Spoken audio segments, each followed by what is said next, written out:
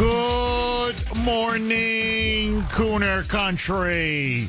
Okay, my friends, obviously President Trump is in China. He met for 2 hours with Chinese leader Xi Jinping. They will be meeting again later today. We are going to be discussing that for the most part tomorrow because obviously I want to wait till what is concluded and what exactly was agreed to at the summit.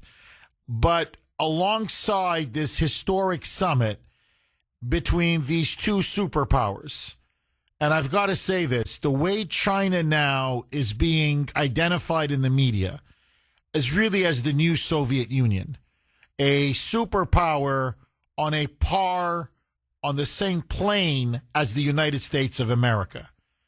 It truly is jarring to see now how much China has risen and how quickly they've risen. But anyway, we'll be discussing that tomorrow. Let that go, as I like to say, because the other massive story, and in a way it's the timing is so unfortunate because the China summit has basically now blown everything else off the news radar. And it's, as they say, sucked all the oxygen out of the room because yesterday's hearing in front of the Senate Homeland Security and Governmental Affairs Committee was one of the most devastating takedowns of Chicken Little, a.k.a. Dr. Fauci, Anthony Fauci, I have ever seen. The CIA whistleblower who came forward, James Erdman III, called by Senator Rand Paul, who chairs the committee, absolutely buried Fauci.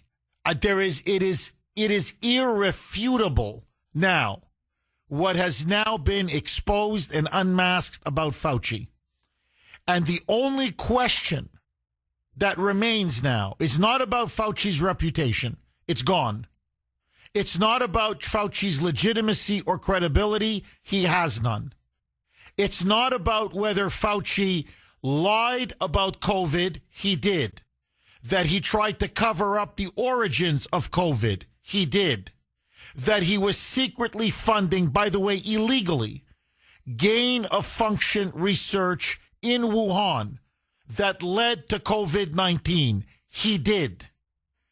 And all of this now is irrefutable. There are emails, there are documents, there are private messages. You now have his people around him who are singing like canaries. All roads lead to Fauci. The only question now is whether the Department of Justice will finally, and I mean finally, take action to put this criminal, this mass murderer, and that's what he is now, a mass murderer behind bars. Whether he will be held accountable for all of his crimes against humanity, and they were crimes against humanity, and whether he will finally face justice. And I want to make it crystal clear, after yesterday's devastating testimony by CIA whistleblower James Erdman, there is now no question. Fauci committed mass murder to steal the election from Trump in 2020. He committed mass murder to steal an election in order to get Joe Biden installed in power. And so here exactly now is what took place yesterday at that shocking whistleblower testimony. James Erdman III is a longtime senior operations officer at the CIA. He has an impeccable record. He worked at the top levels of the CIA, and he was one of the people that was tasked with investigating what happened with COVID-19. Was it a bioweapon? And ultimately, how did it get out? How did it get out from China into the rest of the world, and especially into the United States? And James Erdman, blow by blow by blow. And remember, I want to stress this. He was at the very near the top of the CIA. He had been following this for years. He has seen all of the documents, all of the sensitive information, all of the emails. And what Erdman told the committee yesterday was several things. Number one, that there was a concerted effort by the deep state under the Biden administration. It began with Trump, but it intensified under Biden to deliberately cover up the origins of COVID-19 and to push a fiction that this was from a wet market, that it was somehow from a bat, which was somehow transmitted to a human, and in other words, it was, quote, natural, that it had nothing to do with the lab in Wuhan, the infamous institute, the Wuhan Institute of Virology. And as Erdman testified, that was a lie. And it wasn't just a lie. The CIA knew it was a lie.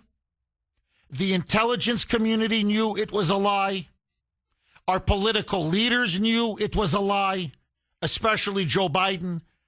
And that Anthony Fauci was the central pivotal figure in perpetuating that lie and helping to cover up, in fact, guaranteeing the cover up of COVID-19 and the origins of COVID-19. And the reason why he pushed this cover up, that the American people were told over and over and over again. I know I'm going back 6 years, but if you can just take yourself back to that horrible time, remember what they kept telling us, that if you believed that the COVID-19 came from the lab in Wuhan and was leaked, whether deliberately or accidentally, at this point it's irrelevant. You were, quote, pushing a conspiracy theory. You were a conspiracist. I was attacked as a conspiracist. And for people who did speak out courageously, we were censored, we were canceled, we were vilified, we were threatened, we were marginalized, we were called crazies and kooks. You had scientists who were saying, no, the evidence is irrefutable and overwhelming. It clearly came from the lab in Wuhan. Their careers were destroyed. They lost funding. They lost grants. Many of them never recovered from the smear campaign that was waged against them. Well, now it turns out we were right all along. All along. That the so-called, and I'm putting this in air quotes, experts were wrong. And when we were told repeatedly, ad nauseum, thousands of times, follow the science. The quote, science says this came from a wet market in Wuhan, or some bat, or whatever, some other creature, and that a monkey, and that this was transmitted to humans. That the whole time they were lying to us. And the reason why, and this is the other point that Erdman made, is that they were secretly funding the lab in Wuhan. There's, in fact, private emails between Chicken Little Fauci and one of his top advisors, in fact, his right-hand man, David Morenz, who now, a couple of weeks ago, was indicted for destroying documents, for concealing, for covering up, where they admit, what are we going to do? We have funded the lab. The coronavirus was created in the lab. We're going to roll. We've got to cover this up. We can't let the public know our involvement in funding and creating this super virus, this gain of function research that now has been released from the lab and is killing millions of people around the world. Fauci had to push the narrative that it did not come from the lab in Wuhan because he was funding the research for years, him and his cabal. That very coronavirus, that monster that they created in that lab. And so, to cover up his deep complicity and involvement, they came up with this story, this lie, this fiction. Okay, let me ask all of you, do you think Anthony Fauci will ever now be held accountable for his actions prior to COVID, his funding of that infamous lab in Wuhan, and his actions during COVID? Will Fauci ever be held accountable? Will he be indicted? Will he be charged? Will he go to jail? Or do you think he will get away? And let's be clear, get away with mass murder. That to me is the question. I want to hear from you. 617-266-6868 is the number. Okay, this is from 781. You can text the Kuhner Man, 70470, 70470. Jeff, the 2020 bioterrorism attack on this country by the deep state and China changed an election and the course of history. It is the textbook definition of terrorism. I agree. I think there's no question. And this is what was so stunning about yesterday's testimony, how all of this was like a rotten onion, just peeled off layer by layer by layer. So here's Rand Paul. I just want to play a few cuts as we load up the lines, 617-266-6868. This is Rand Paul, as I said, the chair of the Senate Homeland Security Governmental Affairs Committee. And he says, we have to get to the truth, the whole truth and nothing but the truth. Why? Because what happened with COVID-19 changed America. And it has changed us forever, whether we want to admit it or not. It was one of the most consequential events, not only in our lifetimes, but in the history of the United States. Roll cut 30, Mike. The COVID-19 pandemic was one of the most consequential events of our lifetime.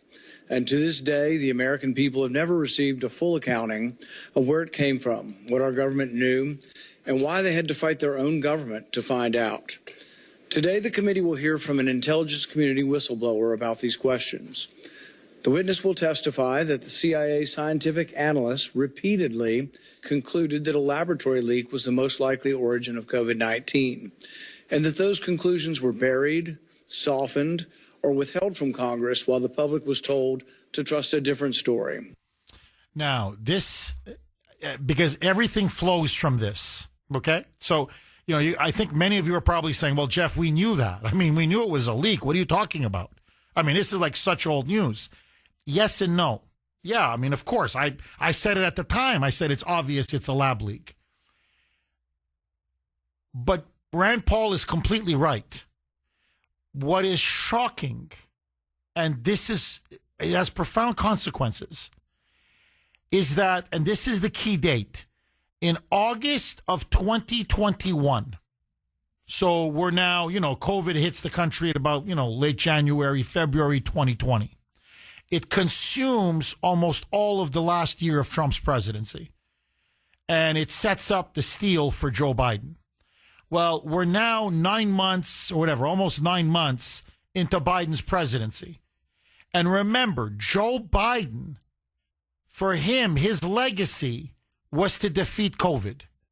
He wanted to be known as the guy that rescued America from COVID, saved America from COVID. You remember those early months of his presidency. And so internally, independent scientists said this theory that everybody's been pushing now for the last 2 years, led by Fauci, that the lab, it didn't come from the lab, it didn't come from Wuhan, the Institute of Virology, that this just came from some wet market. It just happened naturally, organically. It was almost like an evolutionary thing that took place. Is not true. You had scientist after scientist after scientist saying, we've looked at the intelligence, we've looked at the data, we've looked at what people in Wuhan who worked at the lab have admitted to us. We looked at what Fauci did in funding it. They even admit it. The NIH and what the institute that Fauci led for years had been secretly, illegally, because remember, it was illegal to do gain-of-function research here in the United States. So they had to circumvent domestic law. And that's why they were pouring millions into that institute in Wuhan, collaborating with them.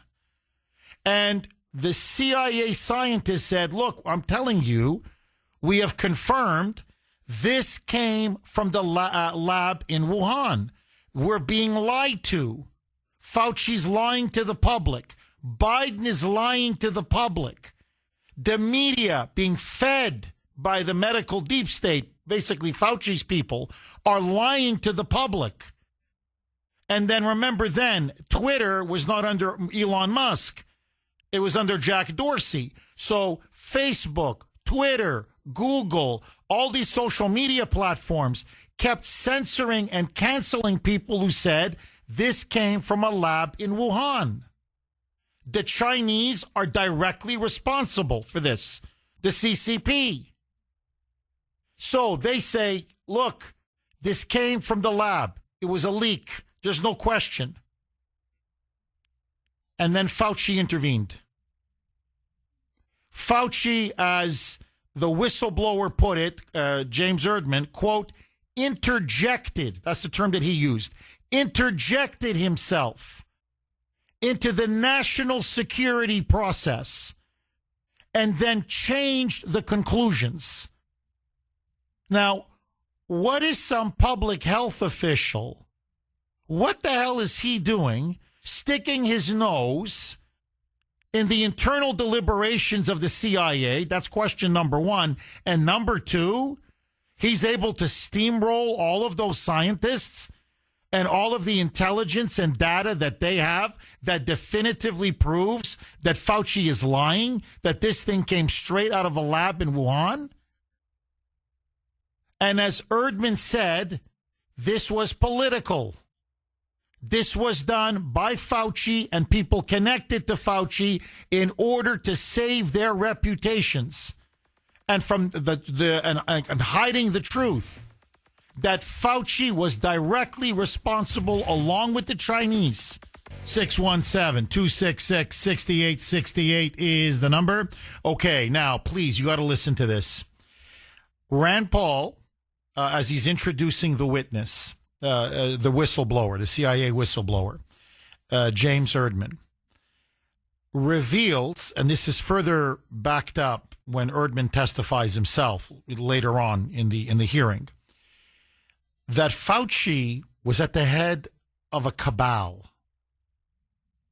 what Rand Paul calls a circle, and that this circle is really what dominated everything what happened under us during COVID. The narrative of COVID, the cover-up of the origins of COVID, the jab, how they pushed the jab, the policies that were enacted, the lockdowns, the vaccine mandates, the mask mandates, the suspension and violation of civil liberties, the closing of the schools, just on and on, the hell that we all went through. And this was all done by people who were around Fauci, his friends, his cronies, people who were at the mercy of his money. And then they created this network, this circle. And together, they were the ones who masterminded everything that took place during the so-called pandemic. Listen now to Rand Paul. Roll cut 31, Mike. For years, Americans were told to trust the experts, trust the agencies, trust the intelligence community, and trust the officials who assured us that they were following the science. But the evidence before the committee tells a very different story.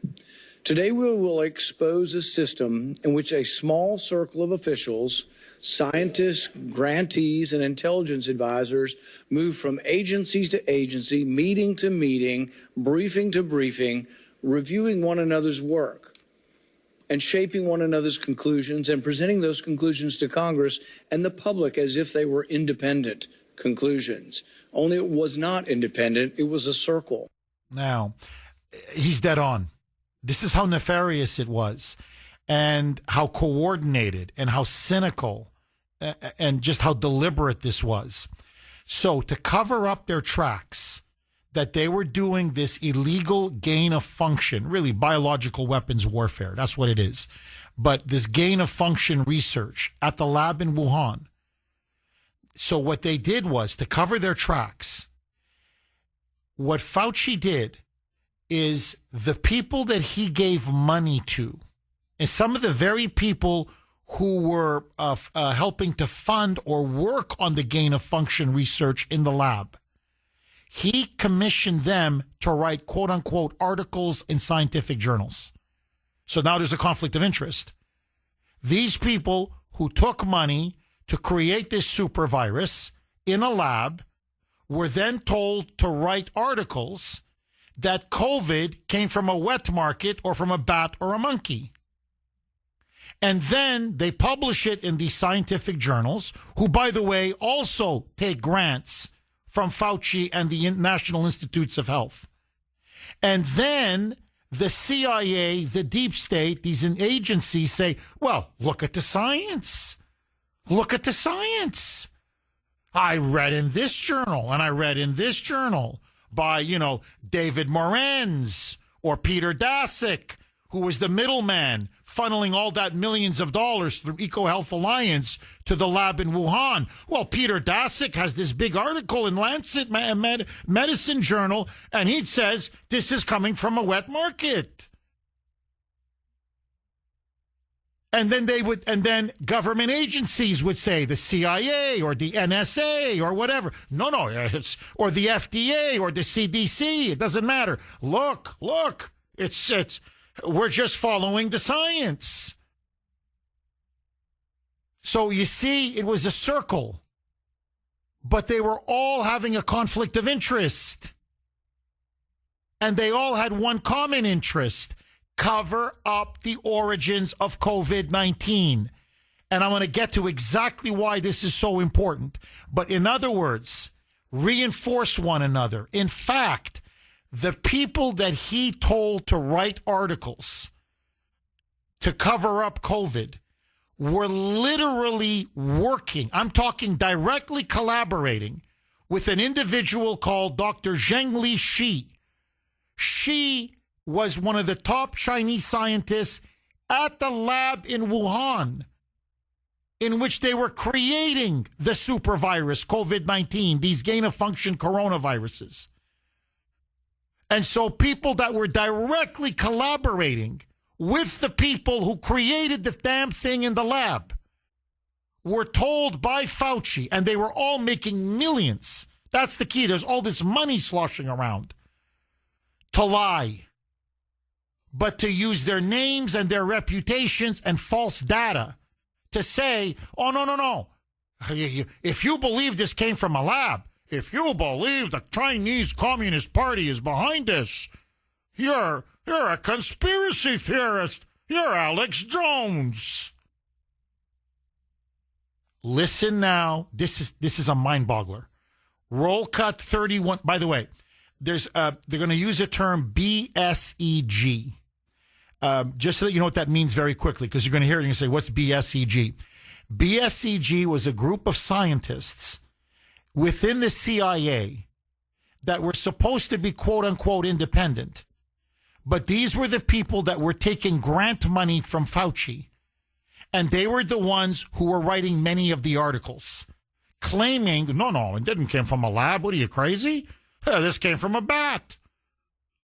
So that's when they say BSEG, that's what they mean. Roll cut 31B, Mike.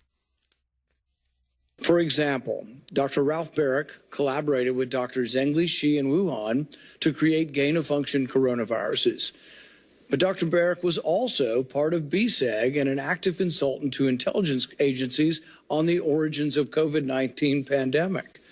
Likewise, Peter Daszak received hundreds of millions of dollars from the U.S. government and worked with Dr. Shi also on these gain-of-function experiments. Daszak was even sent to China with the WHO to investigate the origins of COVID. So the very scientists that were commissioned to investigate COVID were, in some cases, the very scientists who were complicit in the origins of the gain-of-function experiments that may well have created COVID. It's incredible. I mean, it's just, you want to talk about the corruption of science. You want to talk about abuse of power. You want to talk about a corruption of the deep state. You want to talk about no oversight at all over the CIA, over the medical deep state. I mean, this is disgusting. I mean, this is absolutely disgusting. Because you see, this is why this is so important. Had the public been told the truth from the very beginning, then they would have demanded justice and retaliation against communist China. Trump would not have been blamed for coronavirus. It would have changed absolutely everything. Because then the blame would have been squarely on Fauci and on his people who illegally helped to fund and support and work on gain of function, but especially the Chinese Communist Party. And then it would have changed exactly how the so-called mRNA jab that they use to try to get people vaccinated, the so-called vaccine, I put that in air quotes, how that would have been received by the public. Erdman made that very point yesterday. He said, no. The public would have said, whoa, if this came from some lab that was cooked up by Fauci and the Chinese Communist Party, whoa, how effective is this going to be against this super virus? But they had to make it seem it's just a natural coronavirus. Take this jab. It's like battling the flu. Just take the freaking jab. It would have changed everything. It would have changed how the public saw COVID. They would have blamed the Chinese Communist Party. It would have been different on how Trump would have approached it, how the public would have seen Trump, and how the vaccine or the jab, the mRNA, would have been received by the public at large. Everything was based upon lying about the origins and roots of COVID-19. And it was to absolve Fauci, the deep state. 617-266-6868 is the number. All right. Please just be patient because I promise I'm going to get to the calls. I love going to the phones. But you need to hear this. So let me play one more cut. This is Rand Paul. Now listen to the way he lays it out. It is absolutely stunning how they perverted science, how they corrupted the medical community, how in the end they used the CIA to push not just the cover-up of COVID, but a completely false narrative, a lie, a giant lie to the American people. And the center of it all, at the center of what he calls a circle, okay, a cabal. I call it a cabal. He calls it a circle, whatever. I say tomato. He says tomato. It doesn't matter. At the center of this circle is Chicken Little. It's Fauci. Roll cut. This is Rand Paul. Roll cut 32, Mike. In essence, the intelligence community pays researchers to review work and write papers. NIH funds their grants. The CIA then consults them and gives them access to classified information. The national academies publish their work. Policymakers then cite the result as a consensus. But it's a circle. At the center of the government side of this circle was Dr. Anthony Fauci. Bingo. This is how it all works. So the scientists that are cherry-picked, pre-approved by Fauci, well, the CIA or the NSA or the FBI or whatever, well, they pay these researchers and they go, yeah, give us your papers. Give us your findings. And they write papers and they put them in friendly journals. And, of course, the NIH is funding them all the way. And then the CIA says, well, what did you find? Well, guess what? You think, no way was this thing but created in a lab. My God, these guys, Kuhner is crazy. All these people that are saying this, they're nuts. It came from a wet market. We'll even tell you which freaking wet market. And then, okay, so the national academies then, the big journals, then they publish it. And then, of course, policymakers, meaning politicians on Capitol Hill, say, well, you're not following, quote, the science. Because I got an article here from the New England Journal of Medicine by, Dr. Ralph Barrick, who's a crony of Fauci's, or Dr. Peter Daszak, who's a crony of Fauci's. But, people don't know that. They don't even look at the name on the paper. And they say, oh, really? The New England Journal of Medicine or Lancet, which is the one that's most commonly referred to in the medical community. Well, if it's in the Lancet, hey, if it's in New England Journal of Medicine by some crony of Fauci, well, it's a consensus. You remember this? The science. The science. And in the end, and I'll play the cut later on in the show because I want to go to the phones. Remember what Fauci told CBS once in an infamous interview? Quote, I am the science. Me. One of the few times he was actually genuinely honest. He let his guard down. In other words, I manufacture the science. I tell you what to believe and what not to believe. Like a modern-day American Mengele. As I speak to you now,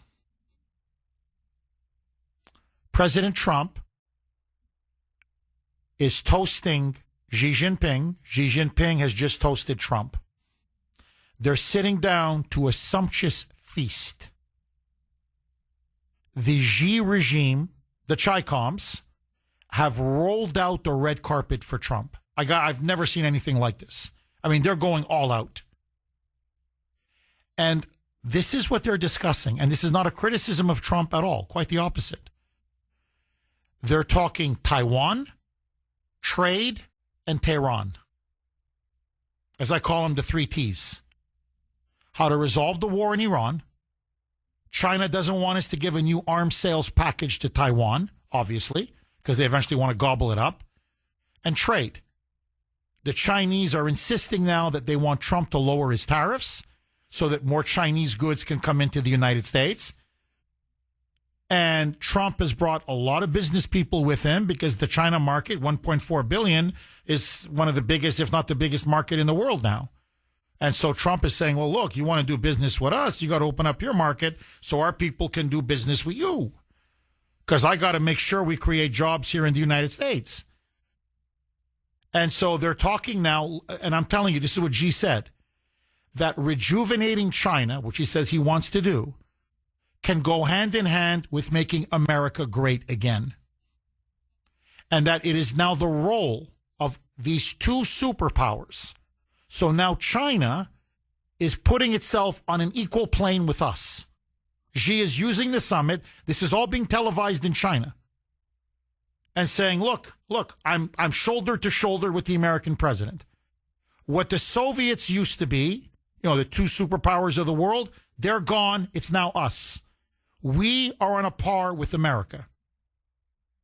And he's saying we have to have mutual respect. That's literally, I'm quoting verbatim what he said. So we respect you, you respect us, and we're on the same playing field.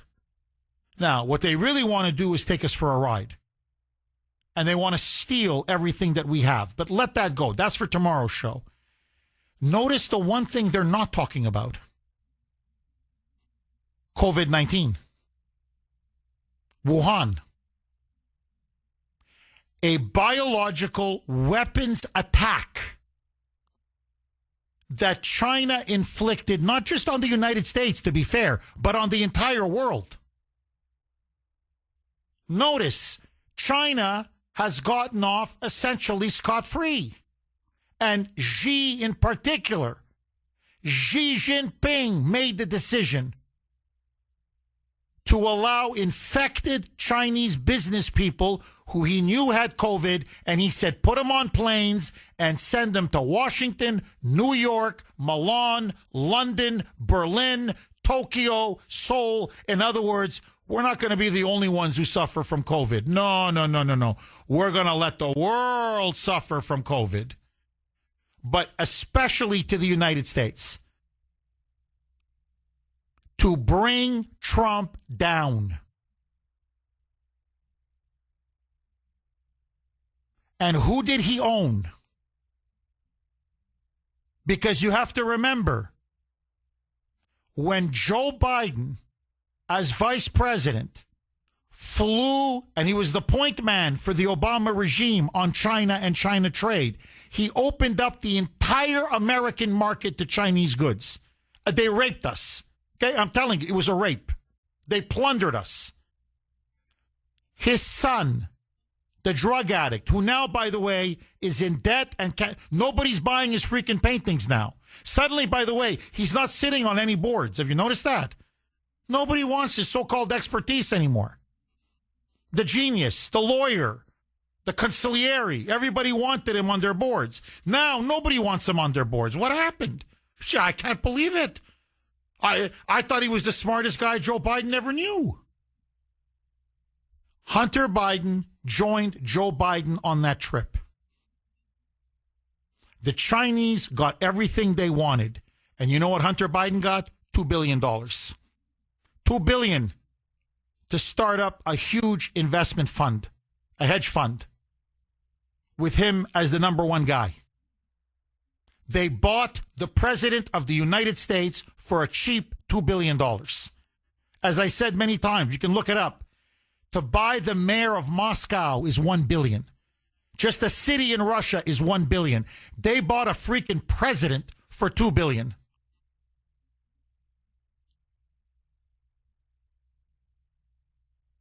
They wanted to install Joe Biden, and they did. Who wanted open borders? It was China. Who wanted us to be invaded by tens and tens of millions of illegals destroying us? China. You want to be more specific? Xi and his circle. Who wanted us to be bankrupted from all of the insane trillions and trillions and trillions of dollars in spending? China. Who wanted us to be divided by critical race theory and DEI, this anti-white ideology that Biden peddled, pitting the races against each other? China. Everything Biden and Fauci pushed, whether it was mask mandates, modeled off of China. Vaccine mandate, China. The lockdowns, that was literally a policy taken from the Chinese. China started with the lockdowns. That was their policy. Xi wanted to crush and destroy us from within. And he got his guy, Joe Biden. But he couldn't get any of that if the truth came out early on. The real truth. And if our own intelligence community said, no, I'm sorry, it's true. It's true. No, it came from a lab in Wuhan. No, the Chinese were into these coronaviruses. Fauci and his gang of criminals, because it was illegal in the United States, secretly helped to fund and directly work with these scientists. But no, this came straight from the CCP and it came straight from Wuhan. China is directly responsible for the death of millions of Americans and millions of people around the world, complicit with Tony Fauci. You think Fauci could have directed policy? No, he'd be finished. You think China then would have escaped responsibility? Absolutely not. The public would have blamed China. And it would have changed everything. Trump now would be flying to Beijing and saying, I want reparations for what you guys did 6-7 years ago. In other words, the lie that it started in a wet market made China no longer accountable for what they purposely did to us and to the world. That's why they had to push it. A, to protect themselves, but also to protect their paymasters, the communist Chinese. And that's literally what Erdman said. You know, he's more dry. He's a very smart man. He's a wonky man, a highly educated man.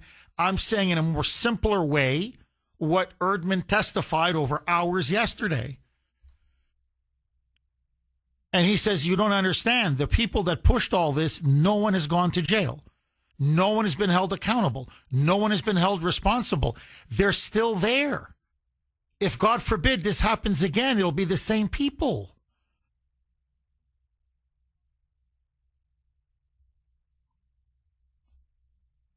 Fauci has to go to prison.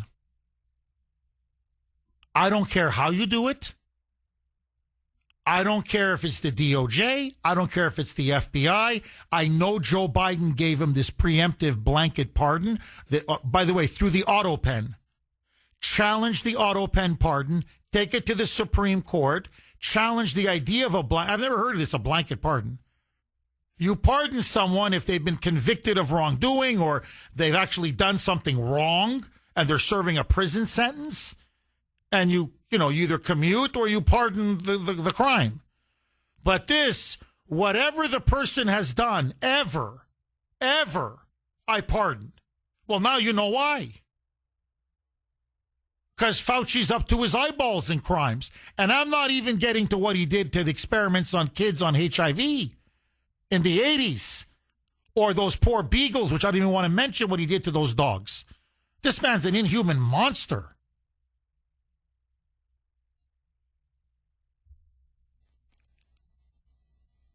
The DOJ must indict, arrest, prosecute, and put Fauci behind bars.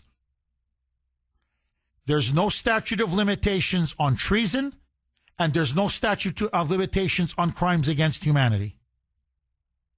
Now, if Todd Blanche's people are listening, you want my support for Todd Blanche to be the next Attorney General? He's acting Attorney General now. You put Fauci in handcuffs. And I'm telling you, the world is going to cheer. And Rand Paul, to his credit, has laid out, blow by blow, date by date, email by email, the irrefutable, devastating case against Chicken Little. You don't even have to connect. He's connected all the dots. All you got to do is just say indict. That's it. And the evidence is all there. It's a roadmap. It's like breadcrumbs. Here you go. Here you go. Here you go. Just follow the crumbs. Follow the crumbs. One last point. Much of this information that has now been declassified about Fauci and the CIA and the intelligence community was because of Tulsi Gabbard. Rand Paul personally thanked her yesterday. So she released all the information about Obama and how they were illegally spying on Trump and what the deep state was doing to implement the coup. And then she did it again with Fauci. She's doing an incredible job as director of national intelligence. She's very loyal to Trump. Don't believe the lies in the media. And she's one of the few people that is really uncovering the crimes of the deep state. And so the ball now is in the Department of Justice's court. And all I can do is pray that somebody there finally does the right thing. Agree, disagree. Okay, I want to go to the phone lines.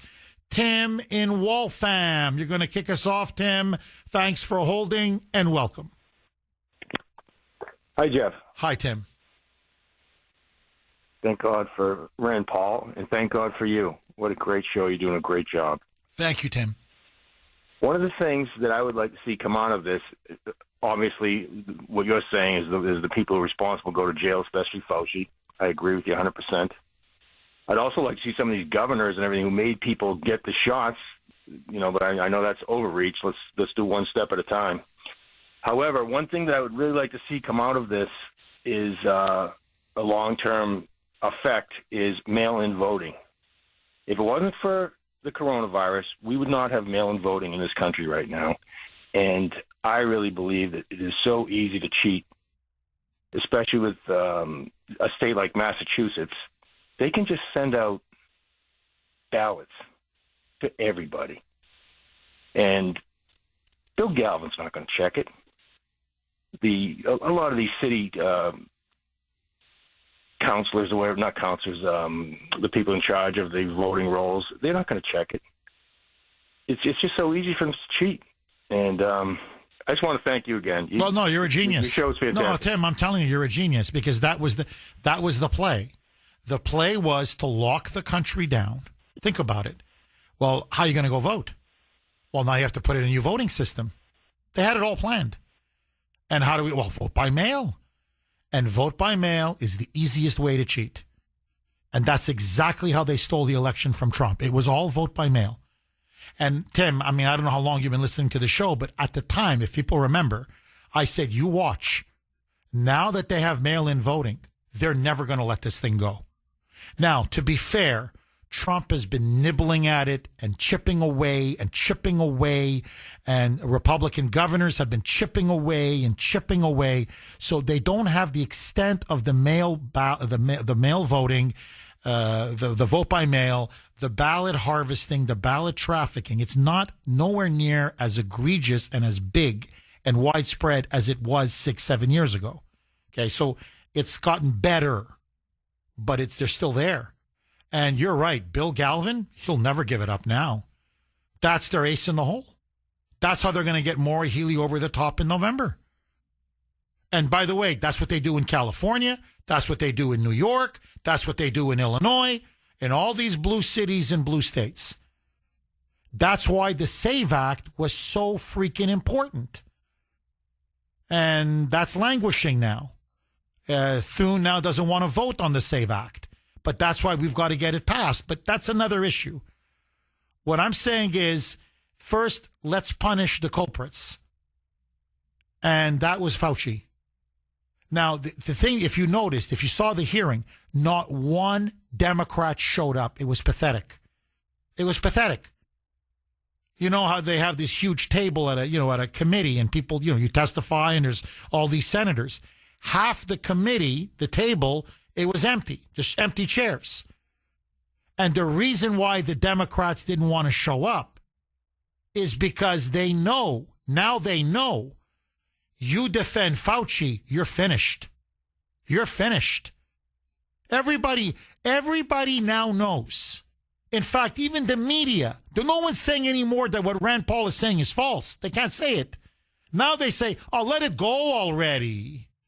Come on, it was 6 years ago, 5 years ago, 4 years ago, whatever. It's over now. Come on, let's move on.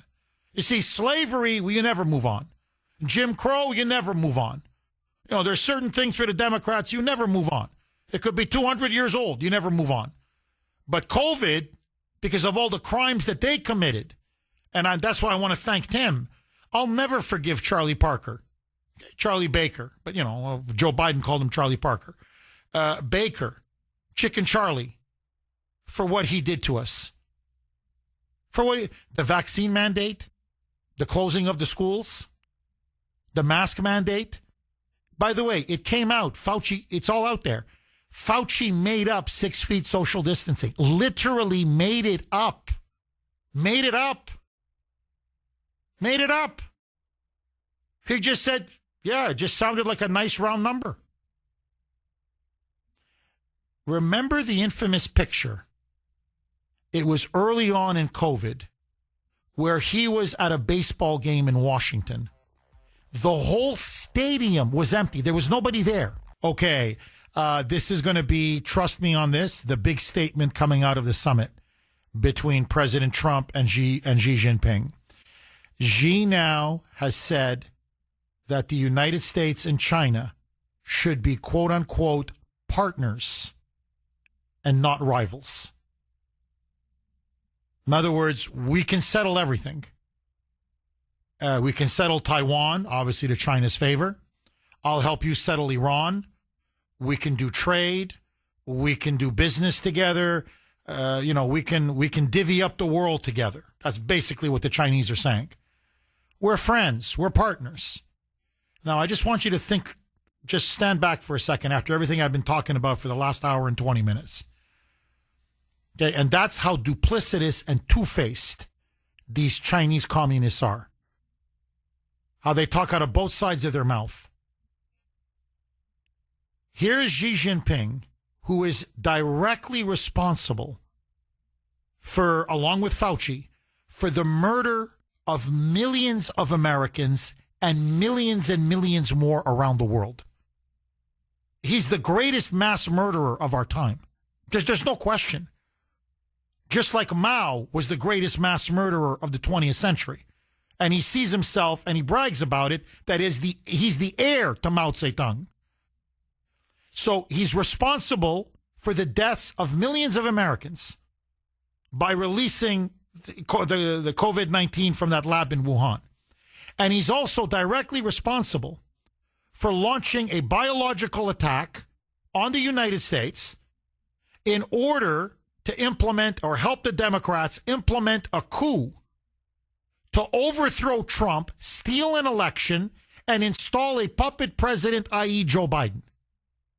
So he overthrows Trump, helps the Democrats steal the election, kills millions of Americans, and now he's toasting champagne and telling President Trump, who's 2 feet away from the guy, Donald, we friends, buddy, we're gonna be partners. Come on, Donald, let's let bygones be bygones, as you say in America.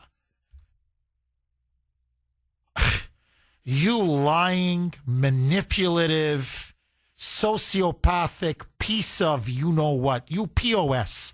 You commie POS. Anyway, that's how the Chinese play, the leadership. That's how the Chinese Communist Party plays. As they murder you, steal from you, betray you, overthrow you, do everything to destroy you. On the other side of their mouth, let's do business together. We love you. You know, I wouldn't trust these guys as far as I can throw them. Seriously, whatever he says in one ear and out the other.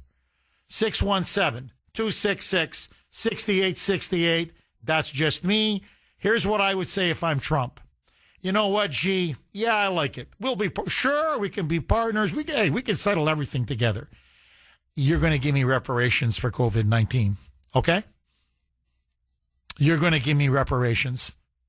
And I want that scientist, Zhengli Shi.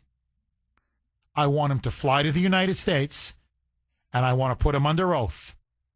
And he's going to tell us blow by blow how he worked with Fauci and everybody under him to fund and then develop and grow and experiment and manipulate these super viruses that you guys were playing with at that lab in Wuhan.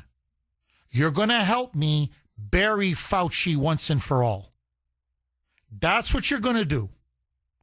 And until I get that money and all those reparations, and until you start giving me your top scientists who will testify against this war criminal, okay, this mass murderer, Fauci, we have nothing to say to each other. Food's delicious, beautiful banquet. I appreciate the red carpet, treated me very well.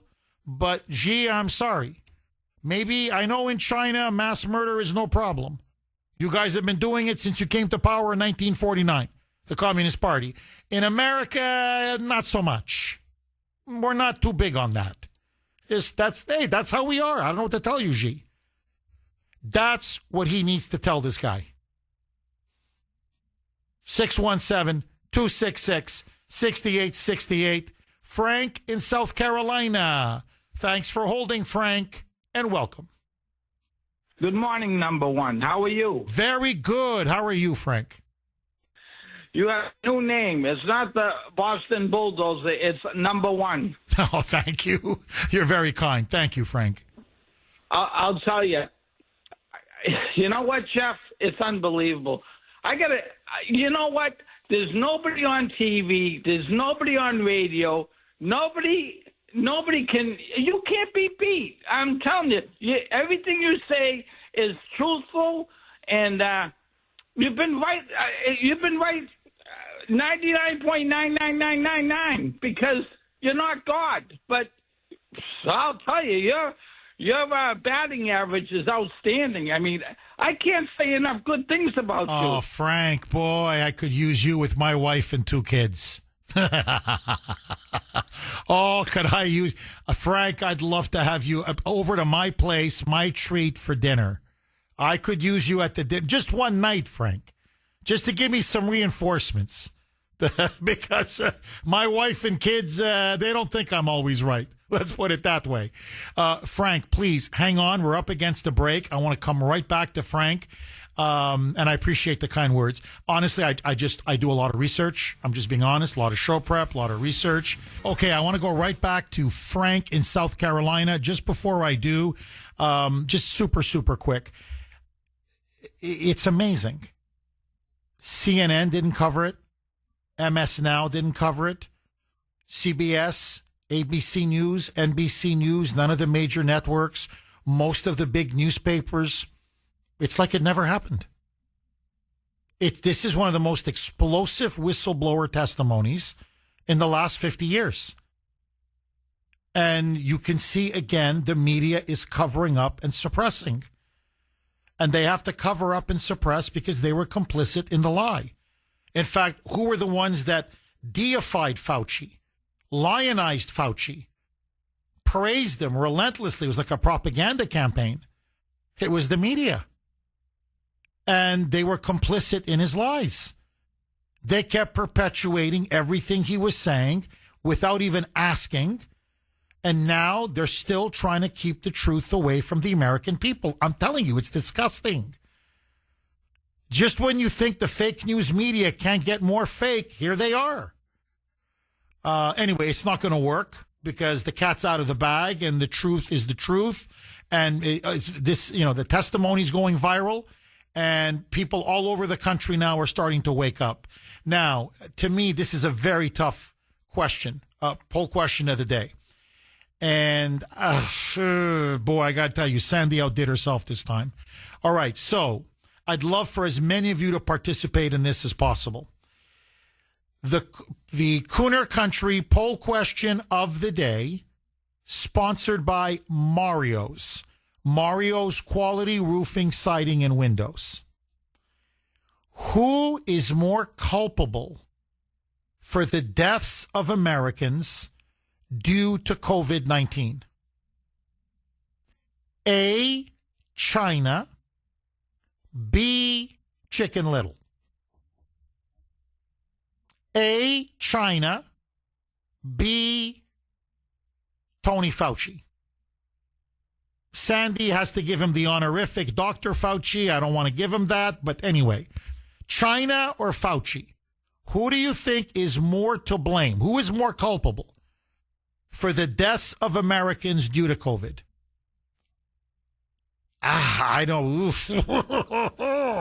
It's like a chicken or egg.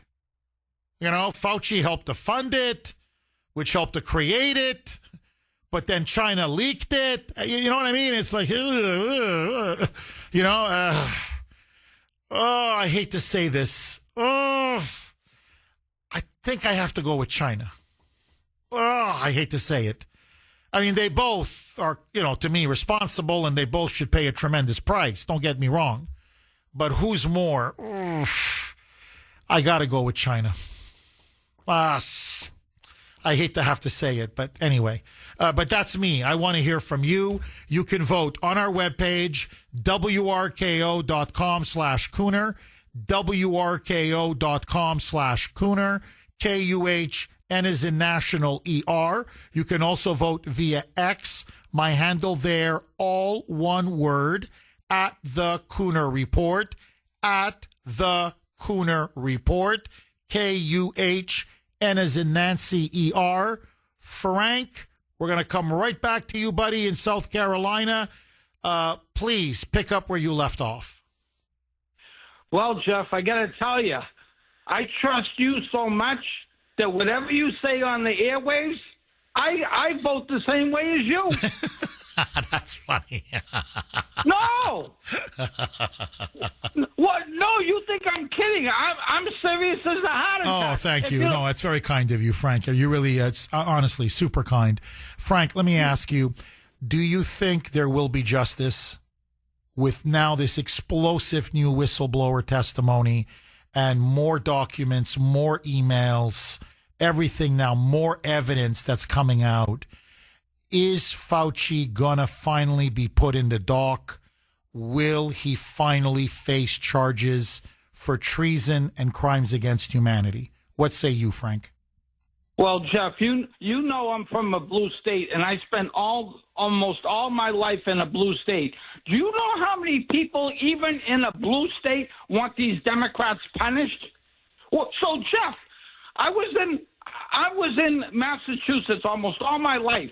Massachusetts, per 1,000, is the number one state in the country out of 50 that people are leaving.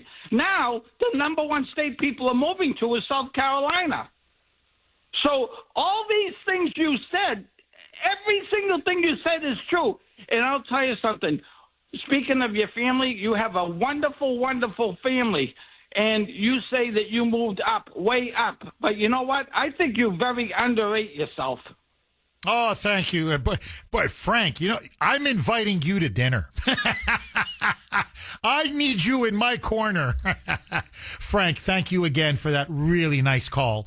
And I truly appreciate it. 617-266-6868 is the number. Jeff in Quincy. Thanks for holding, Jeff, and welcome. How are you today? Thank you for taking my call. My I pleasure. love you in an unsexual way. Thank you, Jeff.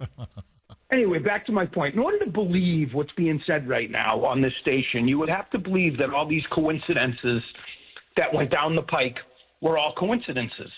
And they can't be. I don't believe in coincidences. It's that simple. The Democrat Party was involved up to their neck. It goes right back to Obama. The Democrat Party killed millions of Americans and millions of people in other countries to get rid of Donald Trump. This is way too much of a coincidence. So what we're trying to believe here is that this was all an accident, but yet Fauci gets a pardon. But he didn't commit any crimes. Why does he need the pardon? That's a great point. And not just a pardon. I mean, Jeff, you're on a roll, but not just a pardon, a blanket pardon, a preemptive blanket pardon, everything, like anything under the sun. In theory, Jeff, Fauci could have murdered someone, murder his wife or whatever, and okay, he's got a pardon. So you're right. I mean, if he's an innocent man, why would he need a pardon and now, and under the Biden auto pen, a blanket pardon? Because he was guilty. And Biden knew he was guilty. And I think you're 1,000% correct. This was all planned and coordinated by the Democrats with the Chi-Coms and with Fauci. Please, you're on a roll. Keep going, Jeff. Now, on top of it being planned, like there's no way that all these coincidences interlock. So the signs in the Wuhan lab when this first got released were all in English. Why is that? They denied the fact that it was funded by the American taxpayer. Why would they do that? I mean, this is insane. No one's gone to prison for this. And the fact of the matter is we need state charges filed at this point. Go into Florida where they killed somebody and file state charges against Fauci, and he will talk. He doesn't look like the type of guy that would do very well in prison, dropping bars of soap. I love that idea. I didn't even think of it. Honestly, I didn't even think of it. You're right. Florida, Texas, one of these, gutsy, courageous red states, and put him on state charges. Biden's pardon then doesn't work. His auto pen pardon doesn't even work. Jeff, but I agree with you. I agree with you. But I would even, honestly, if I could have Trump for 5 minutes, I'd say challenge the Biden auto pen, take it to the Supreme Court. I'm telling you, the Supreme Court's going to shoot it down as unconstitutional. You can't just give pardons via an auto pen. I don't even think a blanket pardon is constitutional. So, but anyway, just shoot down the auto pen. If the auto pen pardon is shot down, that means there's no pardon for Fauci. And then, man, he's done. You've got him right in the crosshairs. And just sick the DOJ and watch him squirm. And you're right, Jeff. You get Fauci, he's going to give up even bigger fish. And I think you're right. This goes back to Obama and Valerie Jarrett. I guarantee it. This wasn't Fauci on his own. No way. No way. Jeff, best callers in the business. I always say it. Thank you so much for that call, Jeff. 617-266-6868. Okay. Double-barreled question. A, did you watch the congressional testimony? I'm just curious. What'd you make of it? The whistleblower, Mr. Erdman. And what do you make now of all this damning new evidence against Fauci? Okay. I want you to listen to this from Senator Rand Paul, and this is where we have to get to the bottom of this. It's not just that Fauci covered up the origins. That is now beyond the shadow of a doubt. It's not just that he lied to Congress, beyond the shadow of a doubt. It's not just that he illegally and secretly was funding this gain-of-function biological weapons research at the Institute in Wuhan, which is now beyond the shadow of a doubt, and that he had his cronies work directly with the Chinese scientists in juicing up these coronaviruses to make them more lethal, to make them more transmissible, to make them spread quicker, okay, for biological weapons purposes. That is beyond the shadow of a doubt. What is now coming out through the CIA whistleblower is that Fauci was working with elements in the CIA, in the NSA, in the FBI, but especially the CIA and the intelligence community, so that they would also cover up the truth about COVID. And it's part now of a kind of a national security intelligence apparatus that we have to rely on. Like, for example, now you have the this new virus from that cruise ship, okay? The coronavirus, which they're trying to turn into another COVID-19. It's not. It's just not. It's so obviously not. But we have to have credible information, credible intelligence, and then tell the American people the truth about biological threats, pathogens, these dangerous pathogens, to be prepared if there is another future pandemic. In other words, we have to be able to trust our public health experts and, frankly, our intelligence community to not lie and to not cover up their complicity in creating these coronaviruses that ended up killing millions of people. Listen now to Rand Paul saying that the CIA was even trying to give him highly classified data so that they could help him reinforce the cover-up, the lie, that this came from some wet market or from some bat or monkey in Wuhan, China. In other words, they were all involved in it. And Fauci and the deep state were working hand in hand. Roll cut 32A, Mike. For years, Dr. Fauci was not merely a public health official speaking from the NIH. He had a long-standing relationship with the national security and intelligence apparatus on biological threats, dangerous pathogens, classified life sciences researches, pandemic preparedness, and COVID origins. Again and again, documents show him being brought into national security discussions far beyond ordinary public health messaging. During COVID, intelligence officials arranged for Dr. Fauci to review highly classified intelligence assessments that could not even be sent outside the White House complex. But how can Anthony Fauci objectively comment on a discussion of COVID origins when he approved the very funding that may have caused the pandemic virus? Bingo. And they knew that because they wanted to cover it up. Why? Because Biden then was president, and he didn't want the country to know that his paymasters, the Chinese Communist Party, the Chi-Coms, who owned him lock, stock, and barrel, were the ones who unleashed a bioweapons attack on the United States. And by the way, just so that you know, this went on for years. Up until 2023, Fauci continues to claim, and the Biden administration continues to claim, oh, no, it came from a wet market. What lab leak? What are you guys talking about? It never came from some Wuhan lab. Well, now, just so that you know, the CIA admits it came from a lab in Wuhan, conclusive. FBI, conclusive. All 18 intelligence agencies, it came from the lab in Wuhan. The New England Journal of Medicine finally had independent scientists, real independent scientists. They said definitely lab in Wuhan. Lancet, definitely lab in Wuhan. I don't want to name you universities. Top Ivy League, Harvard University did a big study. Definitely lab in Wuhan. So you've got leading European scientists, leading American scientists, leading Australian scientists. Everybody now says it came from the lab in Wuhan. But not Chicken Little. Not Chicken Little. And to me, I said it earlier, but I really want to stress this. The image that I'll never forget this till the day I die, is that early on in the pandemic, everybody deferred to Fauci. Everybody. Okay? Everybody.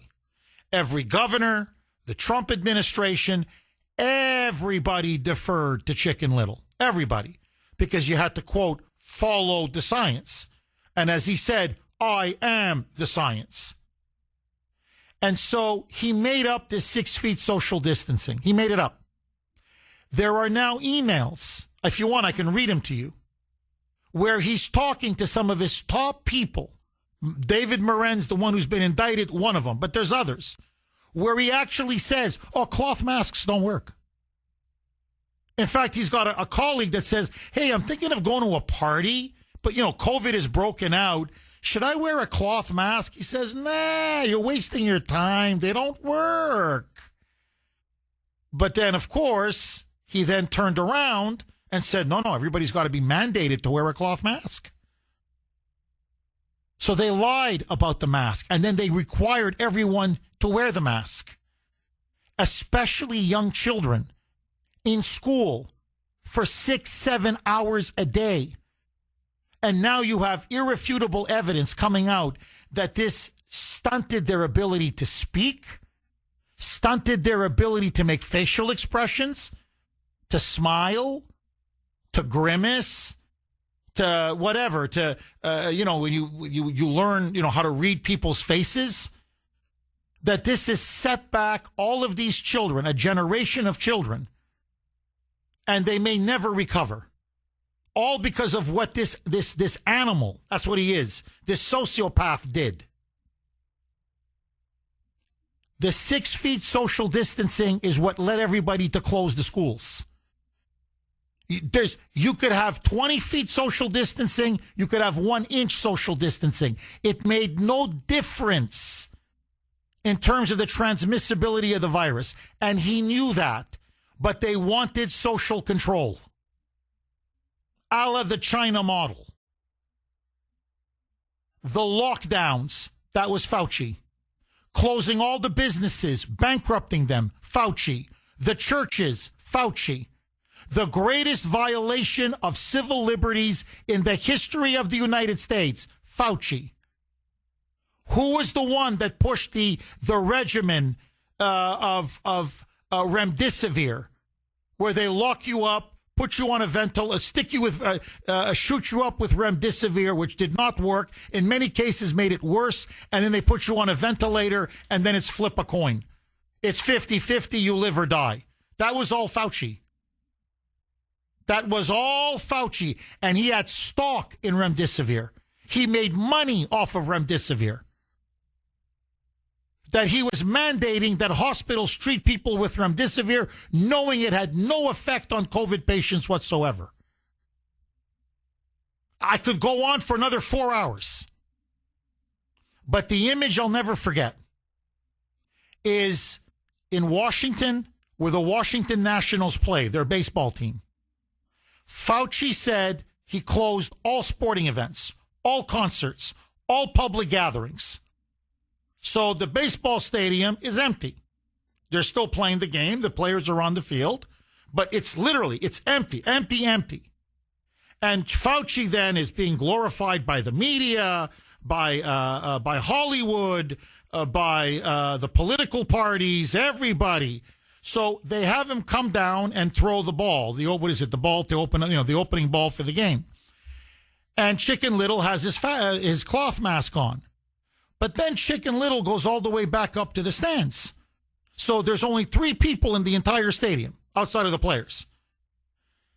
It's Chicken Little, Fauci, right to his right, not 6 feet away, not 10 feet away or 20 feet away. No, 2 inches away in the seat right next to him is one of his close friends.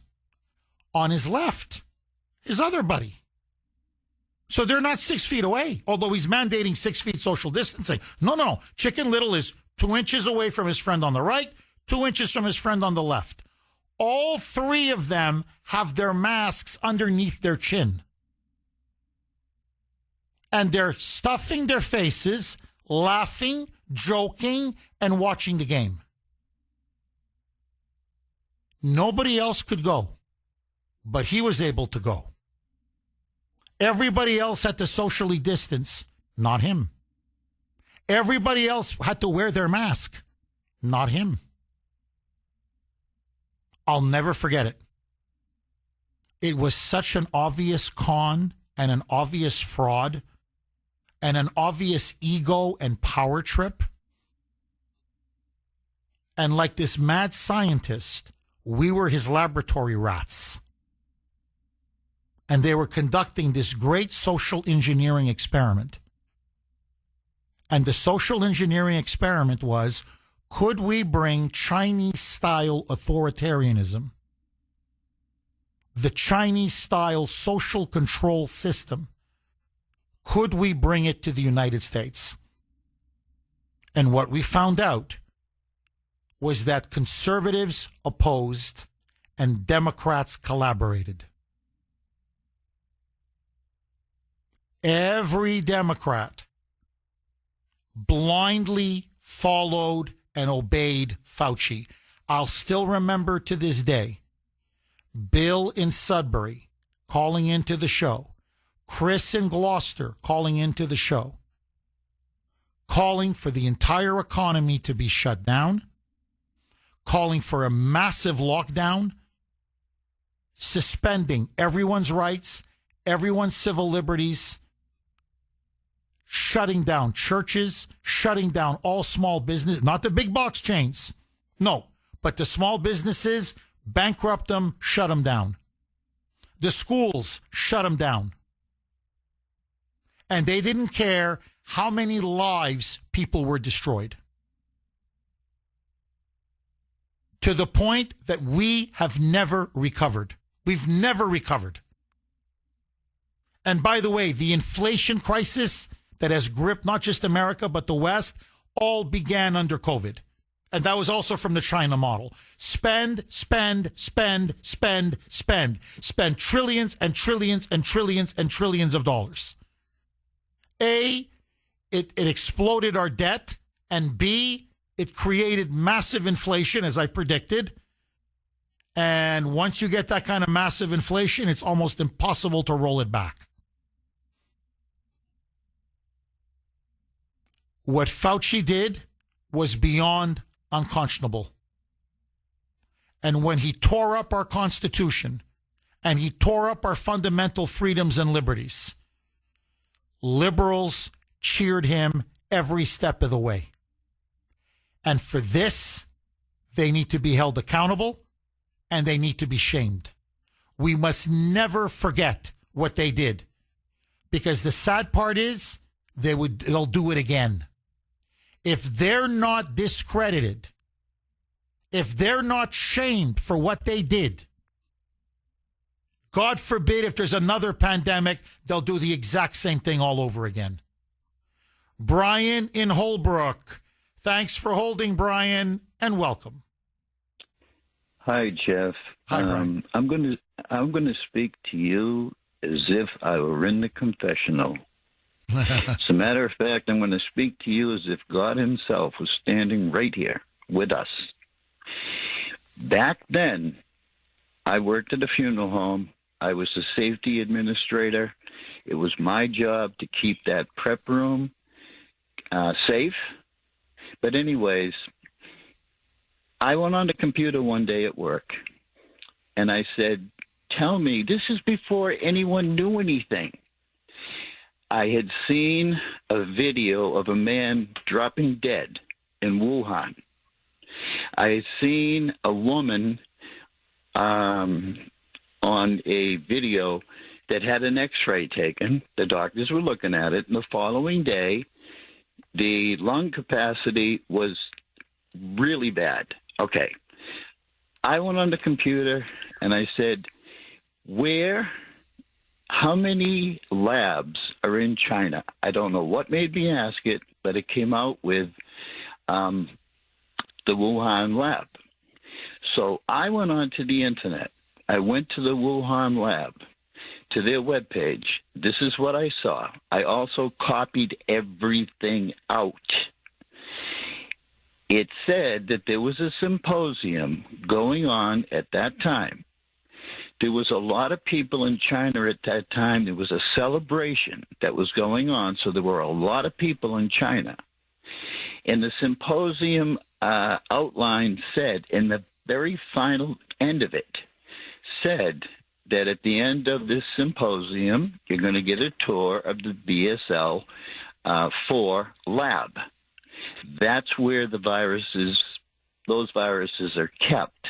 I've been studying virology for years, and I've waited for years to be able to have an opening to talk to you about this. I called the station, and I was told, that the Washington Post or whatever had dispelled it. But I was put on the air anyways. And at that time, I said to your listeners, all I'm saying is go to the Wuhan lab website. You will see it. So they had this symposium, and this is before anything was even coming to the surface. And I said, you got to be kidding. I said, you got to be kidding me. That's where this thing is coming from. So I printed out. I saw all of her papers. I read her papers. And I said, unbelievable. I've got it. And I'm sorry if I'm racing, Jeff, but No. Look, Brian, I got to tell you this. I remember those days. I remember. And people like Chris in Gloucester, Ben in North Andover, Bill in Sudbury, there were others, were saying I should be taken off the air. That I was going to get people killed. That I was spreading, to use the Russian term, misinformatio. That I was spreading dangerous misinformation and disinformation. That we had to, quote unquote, trust the science. And I said, first of all, you don't know how science works. There's no such thing as the science. There's no, quote, orthodoxy in the science. Science changes. Science evolves. Science is questioning, doubting, skepticism, trial and error. You always test every single hypothesis over and over and over and over again. That's what the scientific method is. I mean, they taught me that in high school. Okay? This used to be taught in high school. And I said, it's so obvious. All the roads lead to Wuhan. There's no way in hell this could have been animal to human transmission. Impossible. Fauci's lying. All you got to do is follow the money. He's guilty of sin. And then I would ask the most basic questions. I would say, how is locking everything down going to keep people safe? They had no answer. Where is there a pandemic exception to the Constitution? We're going to suspend the Bill of Rights and violate everyone's civil liberties because of some so-called pandemic? Where does that say in the Constitution? They had no answer. I said, why are you closing down small businesses? But Target, Walmart, the big box stores, they all get to stay open because they were putting money in politicians' pockets. I said, why is Fauci allowed to be 2 inches away, and that's okay, but I have to be 6 feet social distancing? I remember I asked a very obvious question. I said, can somebody tell me I want to know the answer to this. Where did they get the scientific basis to say you needed 6 feet? Because I was doing research. Sweden was saying 4.5. You had many countries saying, no, 2 feet is fine. You don't need, One, I think, Germany said 7. But I'm like, so everybody's giving a different figure. How did Fauci come to 6? They couldn't give me in fact, not only could they not give me an answer, they said I should be taken off the air and censored and canceled just for asking the question. And then, of course, the big one, and the one I'm never going to forgive him for, was the vaccine. And that the whistleblower talked about at length as well. The very same people who lied to us about COVID, who lied to us about the origins of COVID, who lied to us about the ineffectiveness of all of these COVID so-called methods and lockdowns and mandates, they were the ones who pushed an emergency use experimental jab with mRNA technology. Okay, let me ask all of you, after yesterday's bombshell testimony, and it really was a bombshell, by CIA whistleblower James Erdman III, where he laid it all out, saying there was no question there was a huge cover-up regarding COVID, the origins of COVID, and the fact that Fauci and his cronies had secretly funded the lab in Wuhan to create coronaviruses that they knew could be very deadly and very lethal and extremely contagious. And that it clearly came from the lab in Wuhan. The CIA knew it. They covered it up. The deep state knew it. They covered it up. Above all, Fauci knew it, and he masterminded the cover-up. Should Chicken Little be held accountable, indicted, prosecuted for crimes against humanity and treason? Never mind lying to Congress. I say yes. What say you? Bruce in Woburn. Thanks for holding, Bruce, and welcome.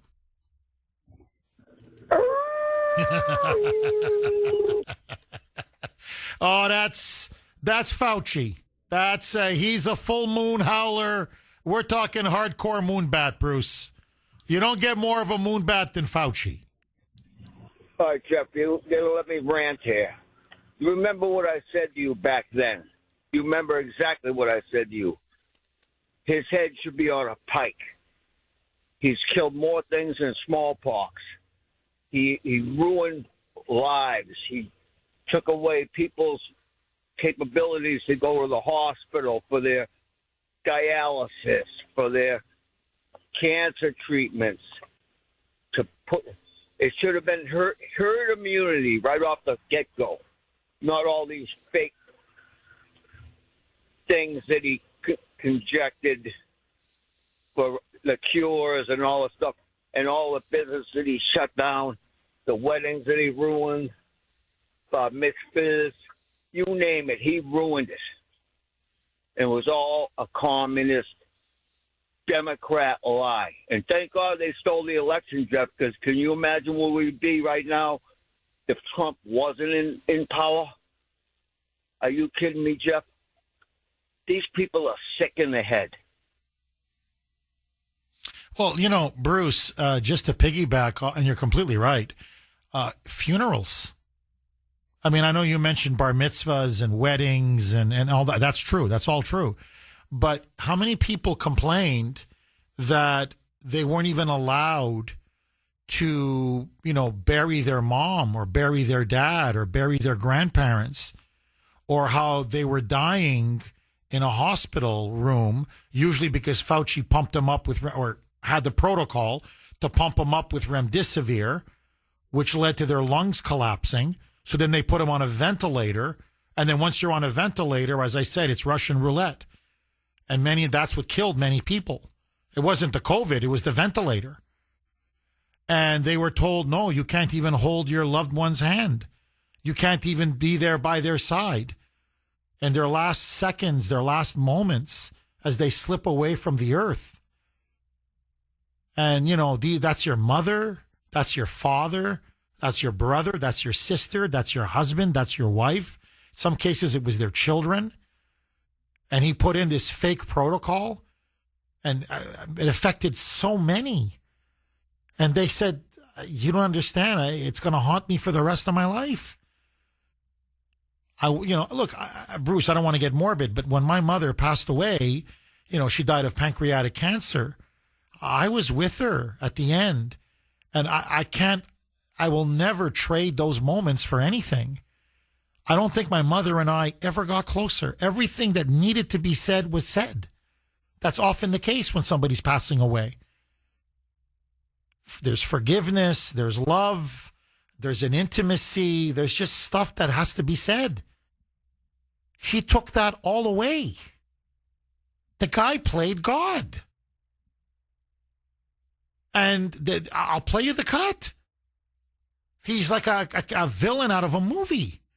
Saying, but you've damaged all these people's lives. I am science. You're a sick megalomaniac. That's what you are. And Bruce, let me ask you this. Again, this is all, conclusive.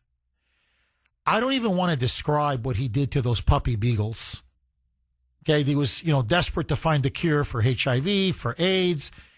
The torture that he did on those dogs. If I described it to you, it turns your stomach. And then he injected black kids. He took black children from the foster system, many of them babies, and he injected them with HIV or AIDS to see if they could find a cure. He used black babies as laboratory rats, and you see them wasting away in pain and agony. And then this sicko graduated from puppies to black babies to the entire population of the United States. And I'll never forget him. It was in Esquire and then in Vanity Fair. And there he is with his sunglasses and his Gucci clothes on by his pool in his house. 617-266-6868 is the number. This is from Larry on Messenger. Jeff, think of it like this. After the puppies, the poor black children infected with AIDS, How do you experiment on the population, especially children? You push a national emergency. Bingo. And that's what Fauci did. He declared a complete national emergency, a medical national emergency, and that's what paved the way for all these governors, led by Charlie Baker here in Massachusetts, but it was 40 of them, over 40 of them, to push these authoritarian, draconian lockdowns and these vaccine and mask mandates and the school closures and the destruction of all these businesses, bankrupting so many of them that we're still recovering from to this day. If you want to experiment on people, the best way to do it, a national emergency. And that's what Fauci did. Kim in New Hampshire. Thanks for holding, Kim, and welcome. Hey, Jeff. Good morning. Good morning. I could go on about my mother in the hospital and all that, but remember they closed the beaches, the ocean beaches, and we were feeling a little defiant during all the shutdown and just wanted to go to the ocean. So we went down to Rye, New Hampshire, and where it's all like those walls are all built up. You got to climb over and go over. And we actually got a $50 or $60 ticket because, the beach is closed. But then after that, then when they finally did reopen the beaches, when things were coming alive again, we were up to York Beach in Maine with another family. We all had our kids, and we had set up one of those tents that is just like the canvas cover with the legs that come down. And one of the lifeguards or somebody came over and said that we had to take the tent down because everybody else was going to climb under it like zombies or something. And it was just so many ridiculous, stupid things that happened at that time. Yeah. Oh, you're so correct. They closed everything. I mean, you're right. They closed the beaches. And by the way, sunshine, very good for you. Even if you want to fight off COVID. Fresh air, being outside, being outdoors is one of the best ways to avoid getting COVID. This is what I mean. It was insane. And I'll never, and Kim, I think one of the most destructive aspects was that it created little Napoleons. I don't know if you remember this, but, especially these moonbats, they'd have these face diapers on. I've never seen cloth masks like this in my life. It covered their whole freaking face. And then they'd be running around, your mask. It's, like if it's a little bit under your nose. Lift your mask. I mean, it was insane. They thought they were now empowered. Or they would go around about social distancing in a business and say, you're within 6 feet. You got to get out. Or else the business would be closed or the business would be fined. I mean, it never ended. So what happened was it got people so power hungry, and the rage that developed has not left us. That I've noticed. There was so much rage at the time because people were being forced indoors. People were losing their jobs. People were losing their livelihoods. People lost their businesses. Many of them worked decades and decades. These are generational family businesses they destroyed. People couldn't go to church. People couldn't work. People lost their jobs.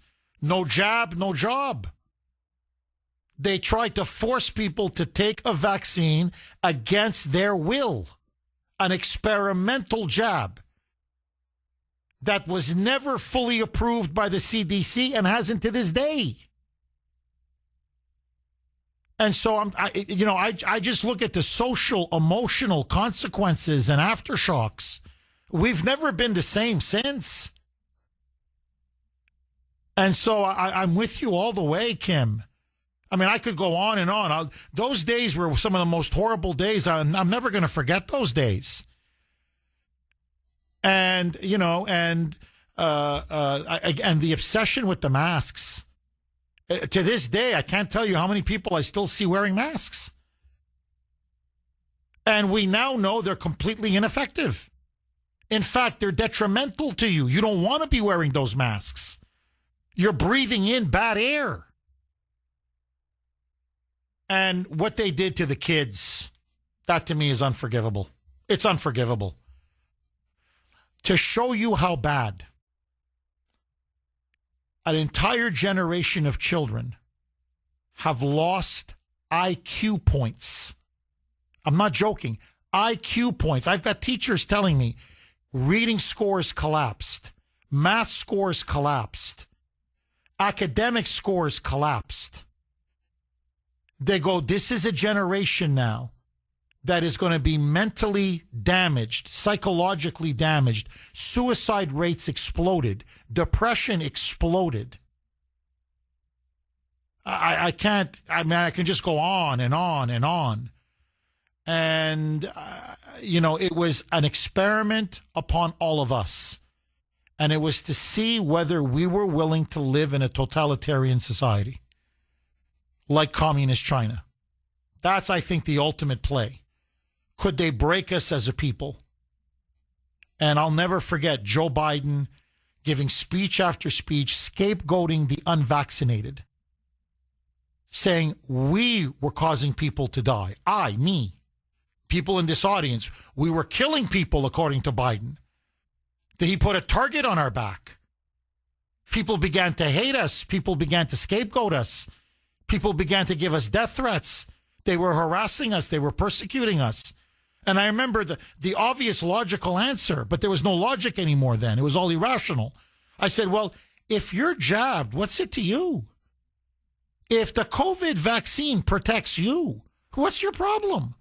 Whether I'm jabbed or not, you're fine. If it works the way you say it works, what's it to you whether I have the jab or not? They never had an answer to that because there was no answer. So, no, even with the jab, they still got COVID. Even with the jab, they were able to transmit COVID. So it wasn't a vaccine. So you know what they did? They had to change the definition of a vaccine in order for Big Pharma to make hundreds of billions of dollars. And who got a chunk of, who participated in this looting? Who got a huge chunk of that money? Tony Fauci, Chicken Little. He made out like a bandit. All of his cronies that wrote those fake papers, they made out like bandits. They all made out with money. Oh, did they make out with money? And by the way, now, we have irrefutable evidence of the adverse effects on a minority of the population for those who took the jab, especially those against their will. Women now have fertility issues. Many of them can't get pregnant. Myocarditis, especially among young men. Increased rates of heart attacks, heart disease, strange, bizarre cancers. I could go on. These massive cysts in the body. People are now saying it even leads to Bell's palsy. I could go on and on and on. All of this was pushed by Fauci based on the China model. And by the way, the whistleblower said they also were coordinating heavily with Bill and Melinda Gates. That the Gates Foundation was, and he said, we're at the CIA, we're like, why is the Gates Foundation getting involved in this? This is national security. We're trying to do an assessment about COVID, the origins of COVID, where it came from, and Bill and Melinda Gates are getting involved? And Fauci's bringing them in through the back door? And as you know, Bill Gates was a huge promoter of the vaccine, the jab, and he believes in population control. So that's why the whistleblower said there's so many more answers that we need to get. And this can never be allowed to happen again. And to me, what is stunning is that liberals to this day think they did nothing wrong. All of the societal, economic, social, psychological damage, the human damage that they did, and nothing. I mean, they still think he's a hero. That's the sick thing.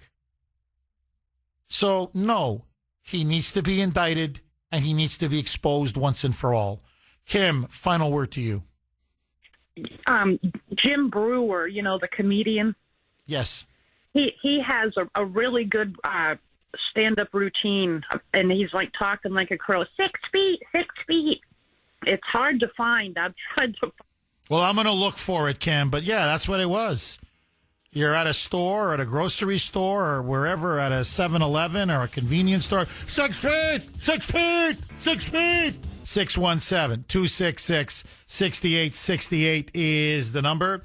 Okay, my friends, this is from Mark on Messenger. And I think he hit the nail absolutely on the head. Jeff, please, you have to mention this. Remember the scarf lady whose name escapes me? I believe it was Dr. Birx. That's right. Yeah, the scarf queen, Dr. Deborah Birx. Well, correct me if I'm wrong, but didn't she also have to admit that she was told to lie and to say different things about COVID to deceive Donald Trump? And so she's also throwing Fauci and everyone involved in the COVID cover-up under the bus. Bingo. Absolutely, you're dead on. No, the scarf queen, Deborah Birx, by the way, she's still around. Oh, now on this, the Hanavirus or whatever it's called. Oh, she's an expert now. They brought, by the way, with the scarves again. She's on, CNN, MS Now, CBS. There she is. And she's an expert. But she actually admitted. She said, no, Fauci told us to lie. We had to lie about the origins of COVID. No, we had to lie about the gain-of-function research. No, we were just lying. No, we knew the masks didn't work, but we were lying. We knew about the 6 feet social distancing that we just made it up. But, you had to lie. We had to make it seem that we were doing something and that the public had to stay calm. So we had to give them, advice that we knew was complete BS. And now, in the wake of this explosive whistleblower testimony, yesterday, from senior CIA operations officer, she's now come out and said he's right. You need a lot more transparency because there's so much corruption behind the scenes. And all I'm thinking is, lady, I don't need this from you now. I needed this from you 6 years ago. You can't make it up. And by the way, the CIA raided Tulsi Gabbard's DNI office. As this CIA whistleblower was talking yesterday, and burying Fauci on live television, the CIA launched a raid into Tulsi Gabbard's office. In other words, wink, wink, you're exposing too much. Too much about how we illegally spied and framed Trump as an agent of Russia under Obama, because she released all that damning evidence, and now about Fauci and the medical deep state and what they covered up and all their crimes regarding COVID. So they're basically telling her, be careful, we're gunning for you. I'm telling you, you can't make this up. 617-266-6868. Okay. I want to play one more cut. I want you to listen to this. This is Rand Paul. Now, he's going to mention something called the proximal origin paper. That was the original paper that they put out. Okay, it was through Fauci's cronies. By the way, all of them taking money from Fauci and all of them involved in gain-of-function research in Wuhan. So they put out this phony, fraudulent paper that says, oh, no, this was from a wet market. No, this was either a monkey or a bat, and it went to a human, and that's how it spread. So it's called the proximal origin paper. Okay, so now these scientists, and I put scientists in quotation marks, are the ones who wrote it. But what's interesting is there are really two dates. Okay, these are the two dates, all you need to know. One is February 1, 2020. This is very early on. Trump is in office. COVID now is into the United States. It's into Europe. And it's starting to become serious. So now there's a call. There's an infamous, famous call, an actual phone call between Fauci and 4 of his top lieutenants. And they discuss openly, what are we going to do? They're in a panic. Fauci in particular is in a panic. They're going to find out. They're going to find out that it came from this lab in Wuhan. And more ominously, they're going to find out that we were funding COVID-19. We created this monster.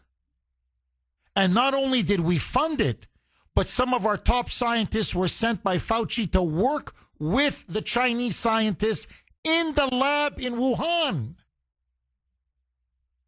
What are we going to do? And so Fauci then directs them, we've got to cover this up.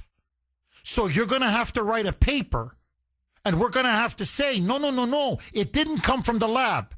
It came from a bat. Then they start emailing one another.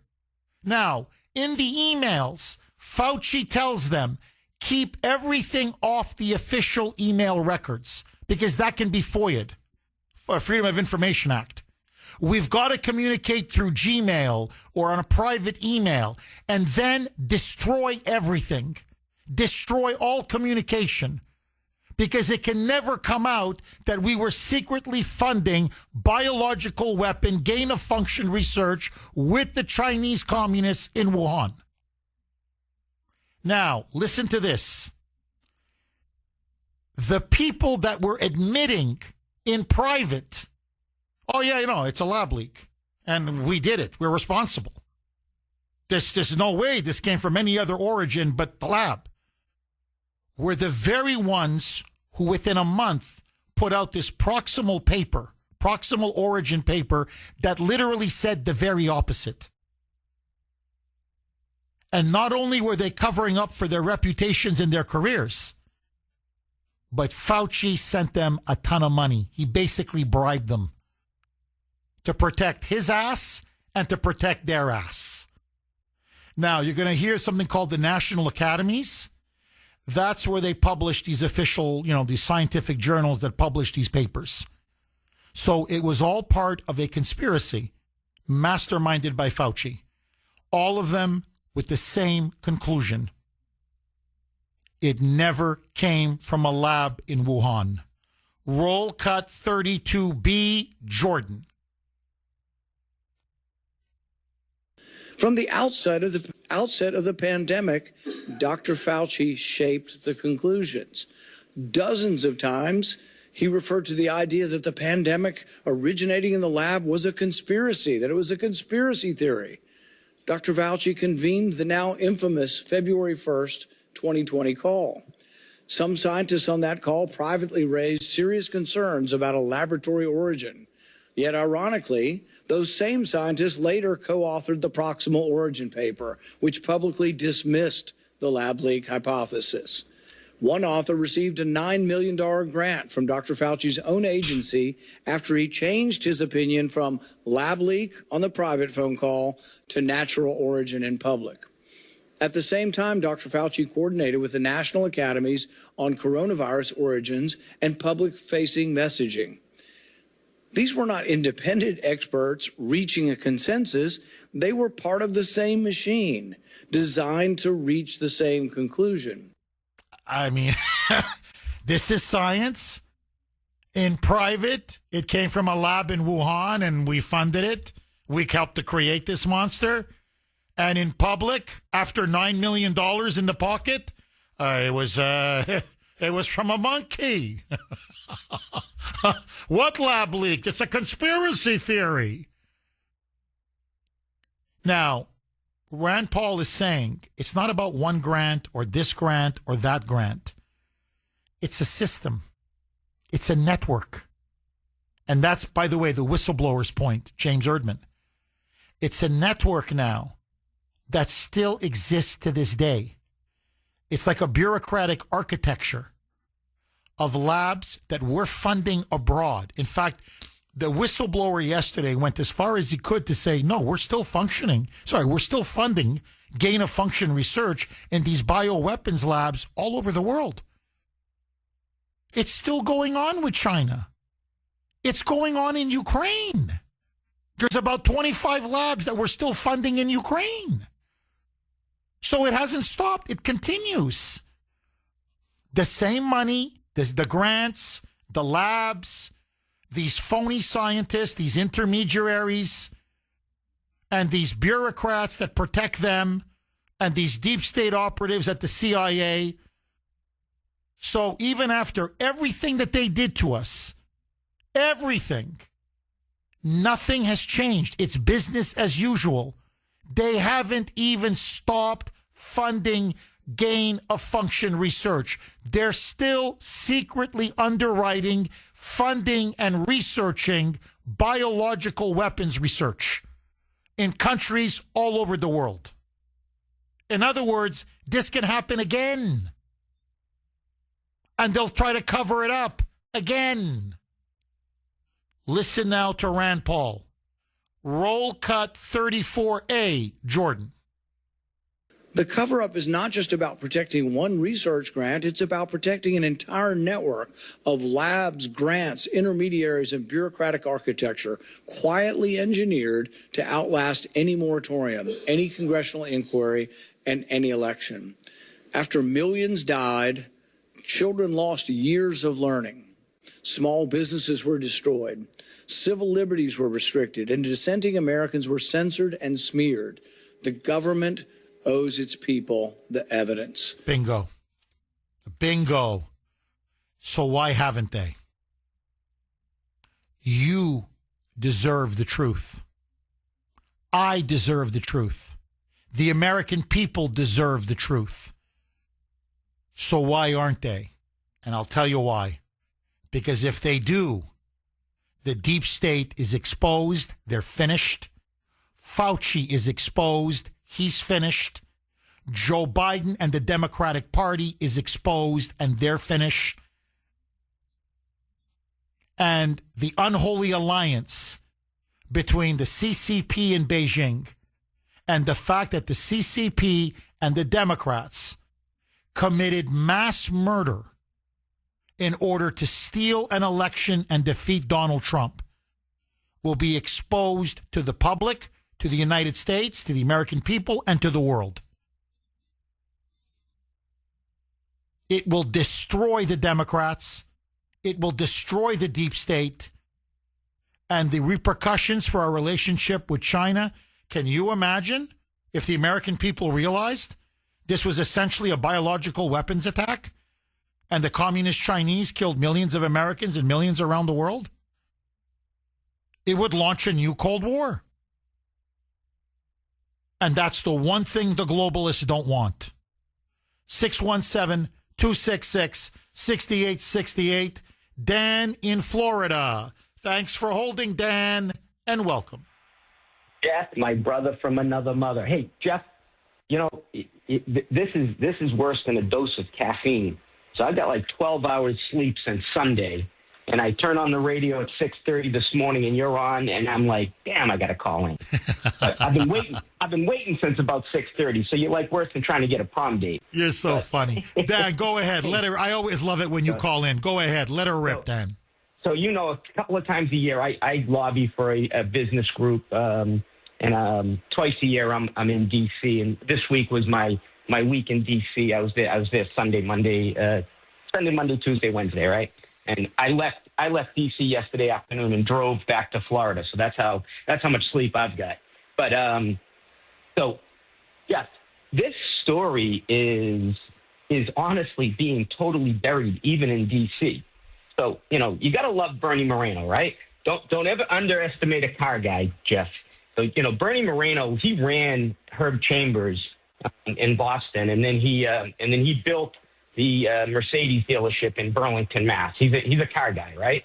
But he was a great guy. He was one of my clients. He's always been a great guy, but he is killing it in this Homeland Security committee. He is awesome. Dan, just for the audience, Bernie Moreno is now a senator from Ohio. He's an America First Trump Republican, one of the staunchest and one of the rising stars in the Republican Party, just so that people know who he is. Dan, keep rolling, my friend. He's a Colombian immigrant. Yes. He was born in Colombia. Yes. But he is more staunch, American than anyone out there right now. He's great. But anyway, so I did, so when I go to D.C., honestly, Jeff, I hate being there. I feel dirty when I'm there. It's nasty, right? So I squeeze as many appointments, cocktail parties into the time frame as I can to keep things moving, right? So I end up at a cocktail party the other night. Two guys from Marion Bauer's staff, two of her aides are there, and they're all like, Trump this, Trump that, Trump this, and I said, really? I go, what neighborhood do you live in? Oh, boy, he cleaned that up, didn't he? Oh, yeah. So, it's so I don't know if you've been to D.C. recently, but it's a different city. It's clean. It's not, the homeless people are off the streets. The graffiti's gone. It's amazing. It's amazing that he cleaned it up that fast. So I'm meeting with one of my meetings. I'm running from Rutherford's office to the Hart Building.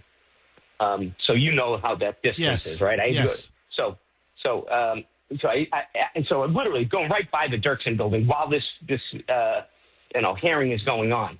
I'm in the Hart Building. I'm talking to a couple of legislative aides and some of my team, and they're all going, you're crazy. This, it's conspiracy theory on Fauci. I'm like, what are you talking about? It's going on right next door. Look at the building. You can see the building from here. But you'll love this, Jeff. I'm running from building. I literally had 18 minutes to get from the Longworth Building to the Hart Building. You know that. You know D.C. It's not easy to get there, especially post the January 6th parade where they shut down all the streets, right? So I'm running to get there, and walking aimlessly up Constitution Ave is this older-looking guy. I'm honestly kind of worried about him. I turn and look, and I said, Senator Markey? And he says, oh, yes.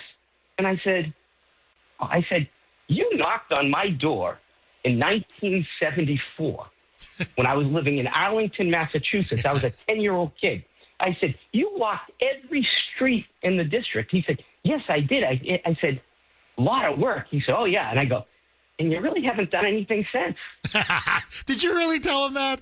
I swear to God, Jeff, I swear to God. I couldn't help it. I could not help myself.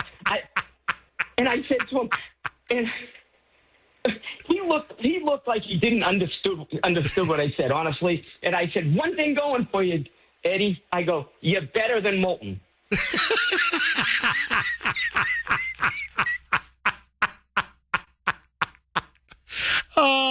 And what did he say when you told him that? He goes, thank you. Dan, I'm just curious, though, to go back to something you were saying just a little bit earlier. So you run into these legislative aides, and here's this massive whistleblower just blowing the lid off Fauci, blow by blow by blow. And they're all going on, it's a conspiracy theory against Fauci? Is that what they were telling you? Yeah, so, Jeff, here's scary. I'm in Rick Scott's office. Rick Scott is on the Homeland Security Committee. So that's where this is being blown out, right? Yes. He knows. I like Rick Scott a lot. Don't get me wrong, I like him a lot. But the kid at his front desk was like, huh? Really? No. It's conspiracy. I'm like, oh, no, you better talk to your boss, son. It's not conspiracy. But most of the people that on my team that I was there with, they all feel the same way. It's not.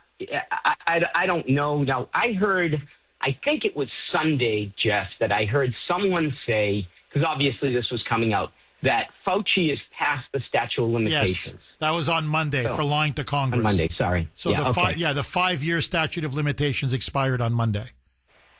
So they're not going to bring him up on treason, Jeff. They're not going to bring him up on murder charges unless you can get some AG in somewhere in the country to do it.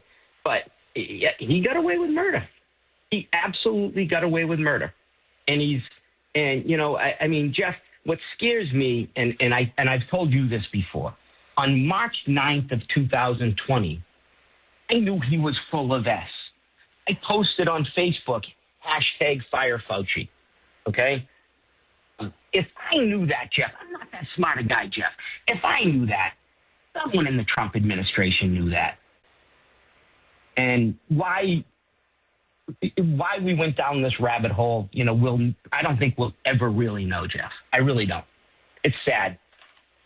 Well, Dan, to your point, I mean, you and I were on the same page then. It was March, and I said fire Fauci. You said fire Fauci. Most of this audience said fire Fauci.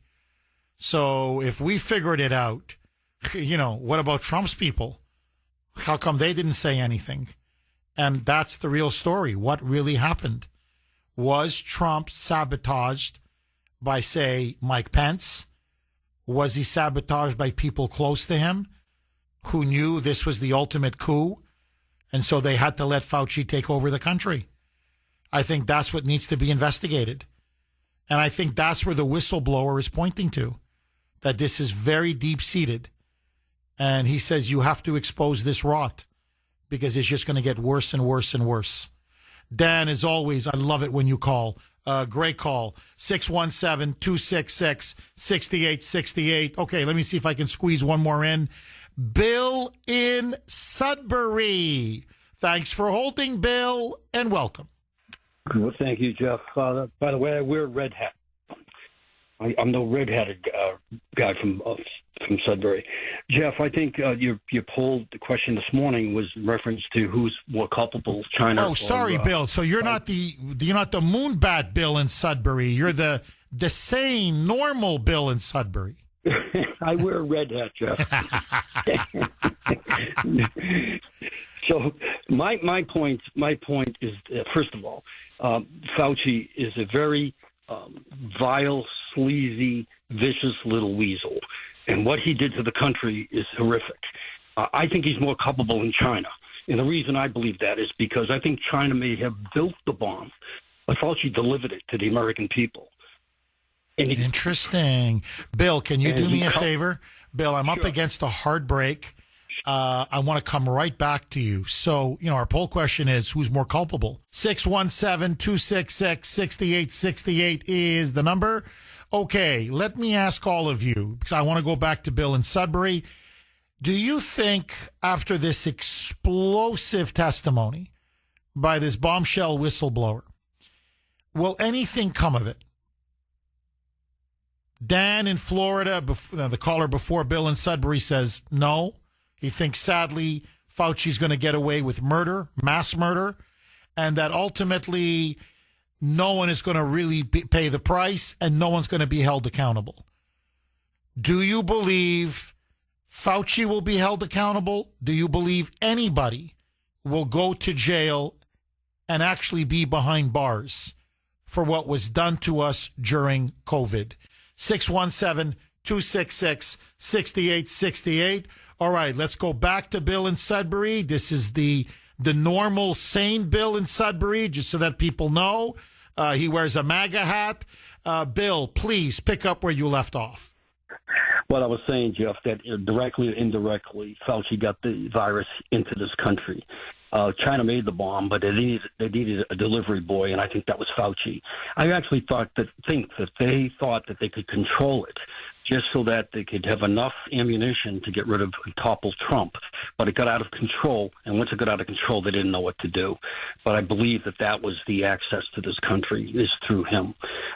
He had no idea what to do. The 6-foot distance, the 10-foot distance, the 1 mask, no mask, the 2 mask. There are colleges and state labs across the country that have chemicals in their facilities, and unless someone crazy person releases them into the public, they're safe. So it had to come to this country intentionally, and he manufactured and suggested behavior that actually made the virus spread much more rapidly, killing hundreds of thousands of people, including my sister. China only made the bomb. I believe Fauci delivered it to the American people. Bill, brilliant. Brilliant. Absolutely brilliant. So you would vote, obviously, Fauci in our poll question, who's more culpable or responsible for all the deaths caused by COVID. You would go with Fauci over China. Let me ask you this, Bill. The vaccine mandate, he was all over it. He pushed it extremely hard. The whistleblower said they knew that it was mRNA technology, that it was experimental, it was only emergency, that they had rushed it through, that it clearly was not safe. Everybody knew it. Fauci knew it. The CIA knew it. Everybody knew it. And yet they lied to us. They told us it was perfectly safe, 100%, and that you wouldn't get COVID, which was not true, and that you couldn't transmit COVID, which also wasn't true. Why do you think Fauci so aggressively pushed the vaccine jab?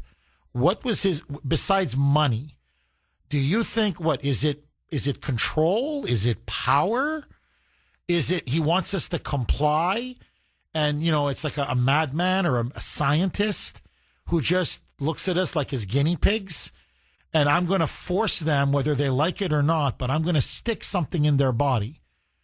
And, and basically it's the ultimate power trip. I own you. I own your body. I can force you to take something even if you don't want to take it. What do you think drove Fauci to be so aggressive on pushing everything, the lockdowns, the mask mandates, but especially the vaccine mandate? What say you?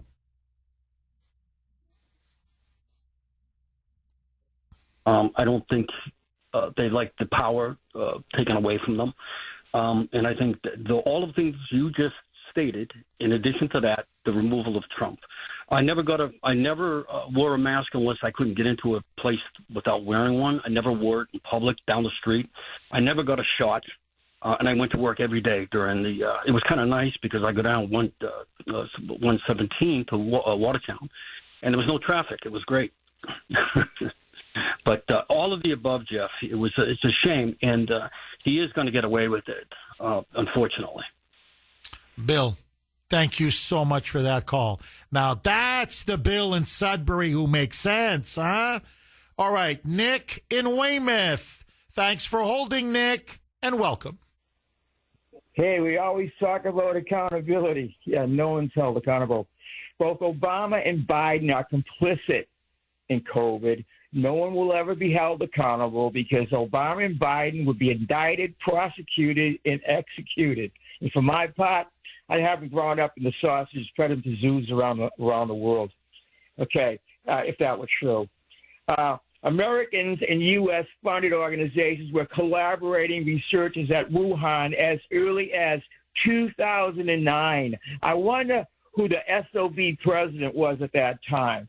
Okay, participating in projects that continued until COVID-19 pandemic began in late 2019. And we all know what Biden did.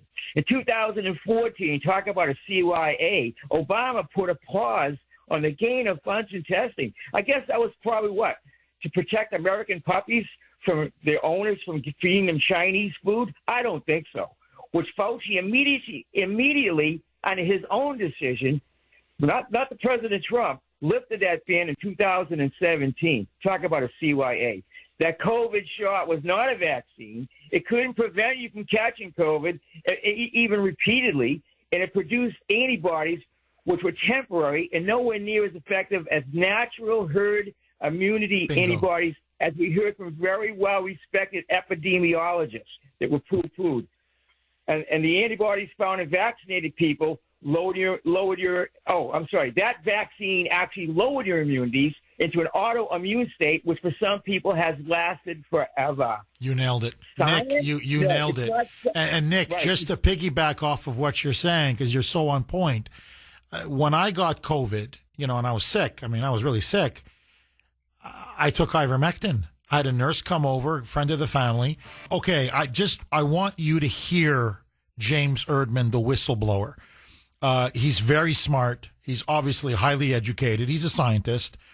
Now, like a good professor you had at college, he may be a little bit dry, a little bit wonky, but he's worth listening. You know, you learn something from him. He's obviously an intelligent, educated, courageous man. So Erdman, just so that you know, he's not just some CIA guy. He's a senior special operations officer. He's been at the CIA for a very long time, but he was tasked specifically with investigating the origins of COVID-19. So it's been years he's been working on this, and he had access to everything, or he ended up finding access or getting access. And, you know, he didn't want to stop until he got all the truth and all the evidence. So he has intimate knowledge of all the key players, and especially that of Fauci. And as he said yesterday, I've seen all the documents, I've seen all the evidence, I've seen all the text messages, all of the emails, I've seen it all. And this is what now he's warning the American public about. Here's the whistleblower, James Erdman. Roll cut 40A, Jordan. I'm here today to discuss the COVID cover-up, the national security implications associated with the Diggs investigative findings, and CIA refusal to comply with lawful oversight, as well as how we remedy these problems. Intelligence community leaders and senior analysts downplayed the possibility that the COVID pandemic originated as a result of a lab incident. Now, he says this was done deliberately, and he says the key player was Fauci. And he says you don't understand what this resulted in. By saying it came from a market, a wet market or a bat, and not a biological weapons attack from something, and that's something our own government funded, led by Fauci, it changed the way we looked at COVID, how we responded to COVID, how many of us were then induced into taking the vaccine or the jab. It changed literally everything. Roll cut 41, Jordan. Intentional or not, the IC's actions resulted in a cover-up, wasted resources, and a failure to properly inform policymakers. Public health policy would have been very different had the American public been made aware that a virus from a lab in China was going to serve as the foundation for an emergency use authorization mRNA products being mandated by the former administration. I.e. the Biden administration. In other words, many people wouldn't have taken it because they wouldn't have trusted it. Because the very people who funded the gain-of-function research and created this COVID monster were the ones now telling us, take the jab, take the jab, take the jab. No, trust us, take the jab.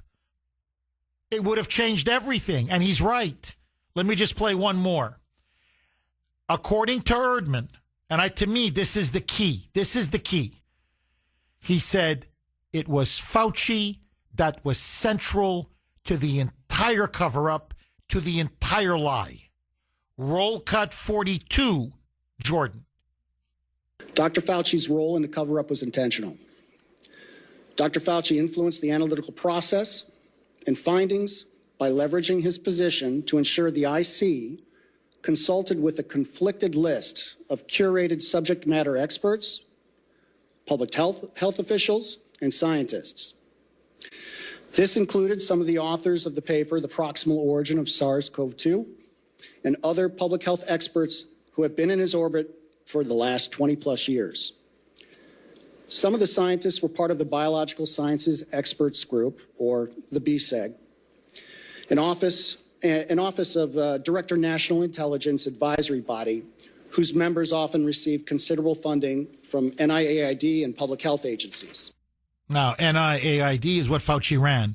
In other words, in plain English, he's saying the IC, the intelligence community, was completely shaped by Fauci.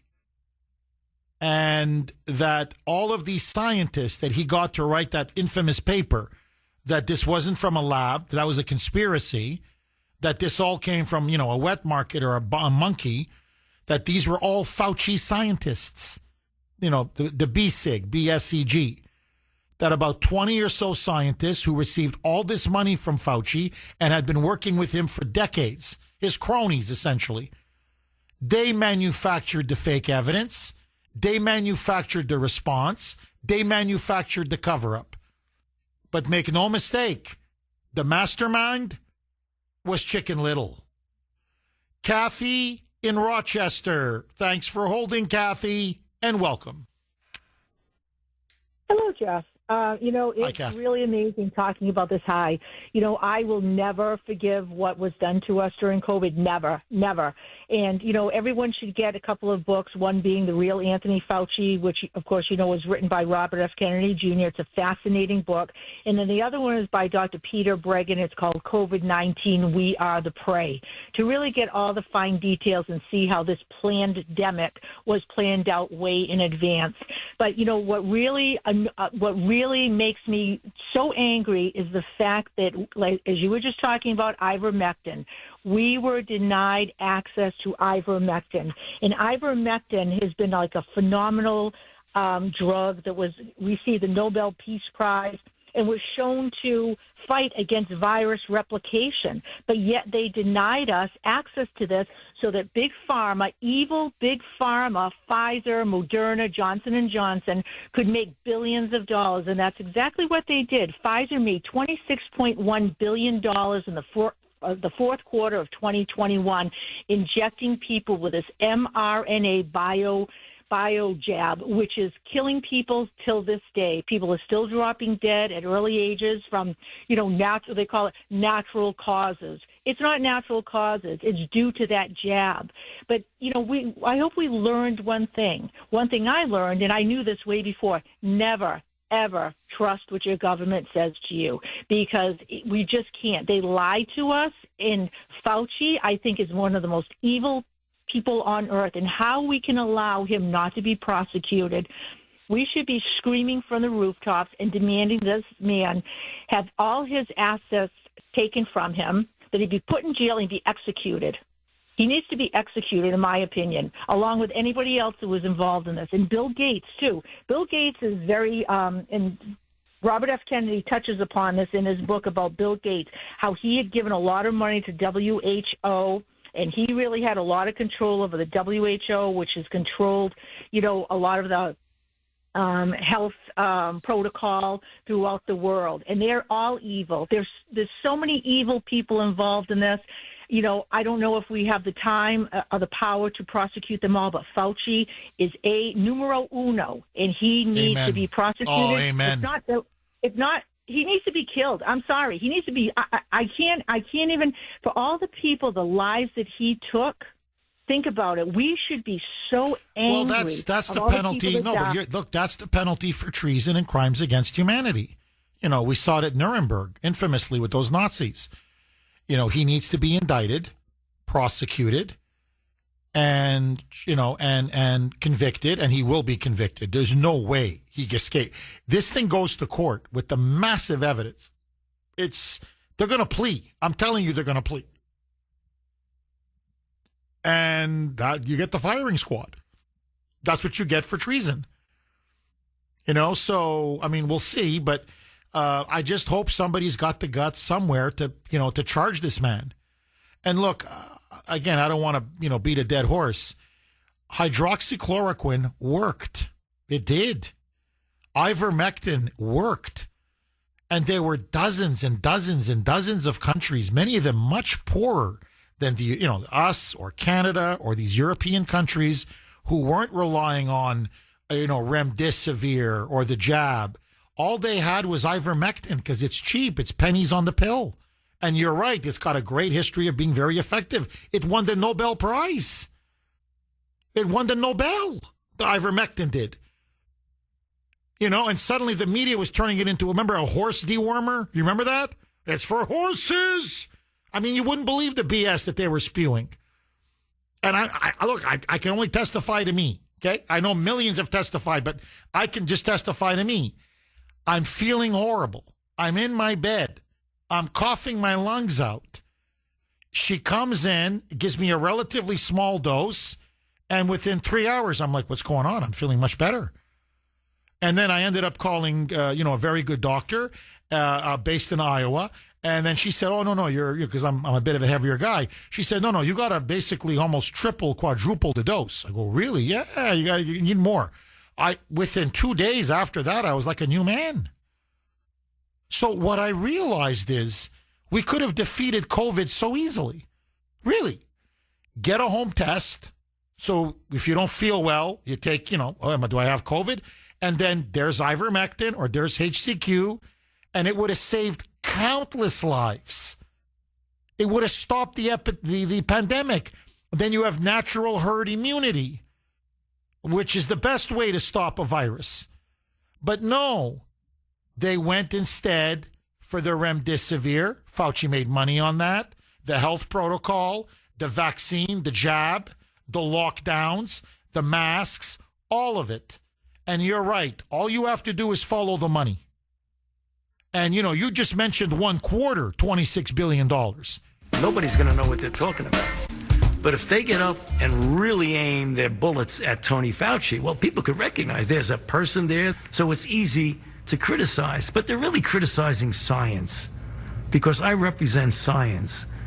That's dangerous. To me, that's more dangerous than the slings and the arrows that get thrown at me. And if you damage science, you are doing something very detrimental to society. That's, to me, his most infamous quote. I am science. I'll tell you what you are. You're a crook and a traitor and a mass murderer. That's what you are. You piece of you-know-what. 9:50 on the great WRKO. Jeff Kuhner, Boston's bulldozer. 617-266-6868. Lines are blazing. Bill, my fellow paisan in Rentham. Bill, welcome. Listen, Jeff, I was laying there listening to it. I was fuming. You know what, Jeff? Nobody is going to do a damn thing to that clown, whatever his name is there, the chicken man. He's going to get away with it, walk away, and just laugh at everybody. But you know what? I took 2 shots from the VA. I go over there, and they said, if you don't get the shots, you can't come in. So I took 2 shots. I've had COVID twice. I want $10,000 from the government for making me do that. That's what I think. What I think we should do is go after that, a financial settlement. Oh, you mean like a class action lawsuit, Bill? Sure, yeah, something bigger. You got to get someone to start the ball rolling, but nobody's going to do anything to Fauci. No one. He's going to get away with it, just like all the rest of them do, and that's what's going to happen. Bill, if I'm getting too personal, my fellow paisan, please tell me. You took 2 shots. Did you get any side effects? Oh, yeah. I've been sick since. Seriously? Same thing with my wife. She's been dizzy and nauseous all the time, and like I say, I think it was about 2 months, a month or so after I got the shots, I got COVID. And then just a few weeks ago, I work over in South Boston, the Barnes building, and all of a sudden I got sick, and I had to go to the VA, and they said, you got COVID again. I'm like, oh, for God's sake, again? So the shots was baloney. It's just... I don't know what they gave. We don't know what they gave to us. I got the Moderna shots. You don't know what the hell they stuck into you. I'm sorry to hear that. I'm sorry to hear that. Bill, I agree with you. I think it's time for a big class action lawsuit. And Bill, I would ask for a hell of a lot more than $10,000 for what they put you and your wife and your family through. I would put a couple zeros to that, Bill, to be honest. Bill, I love it when somebody from Rentham calls in. Thank you so much. God bless you, and thank you for your service, Bill. Gardner in New Hampshire. Thanks for holding, Gardner, and welcome.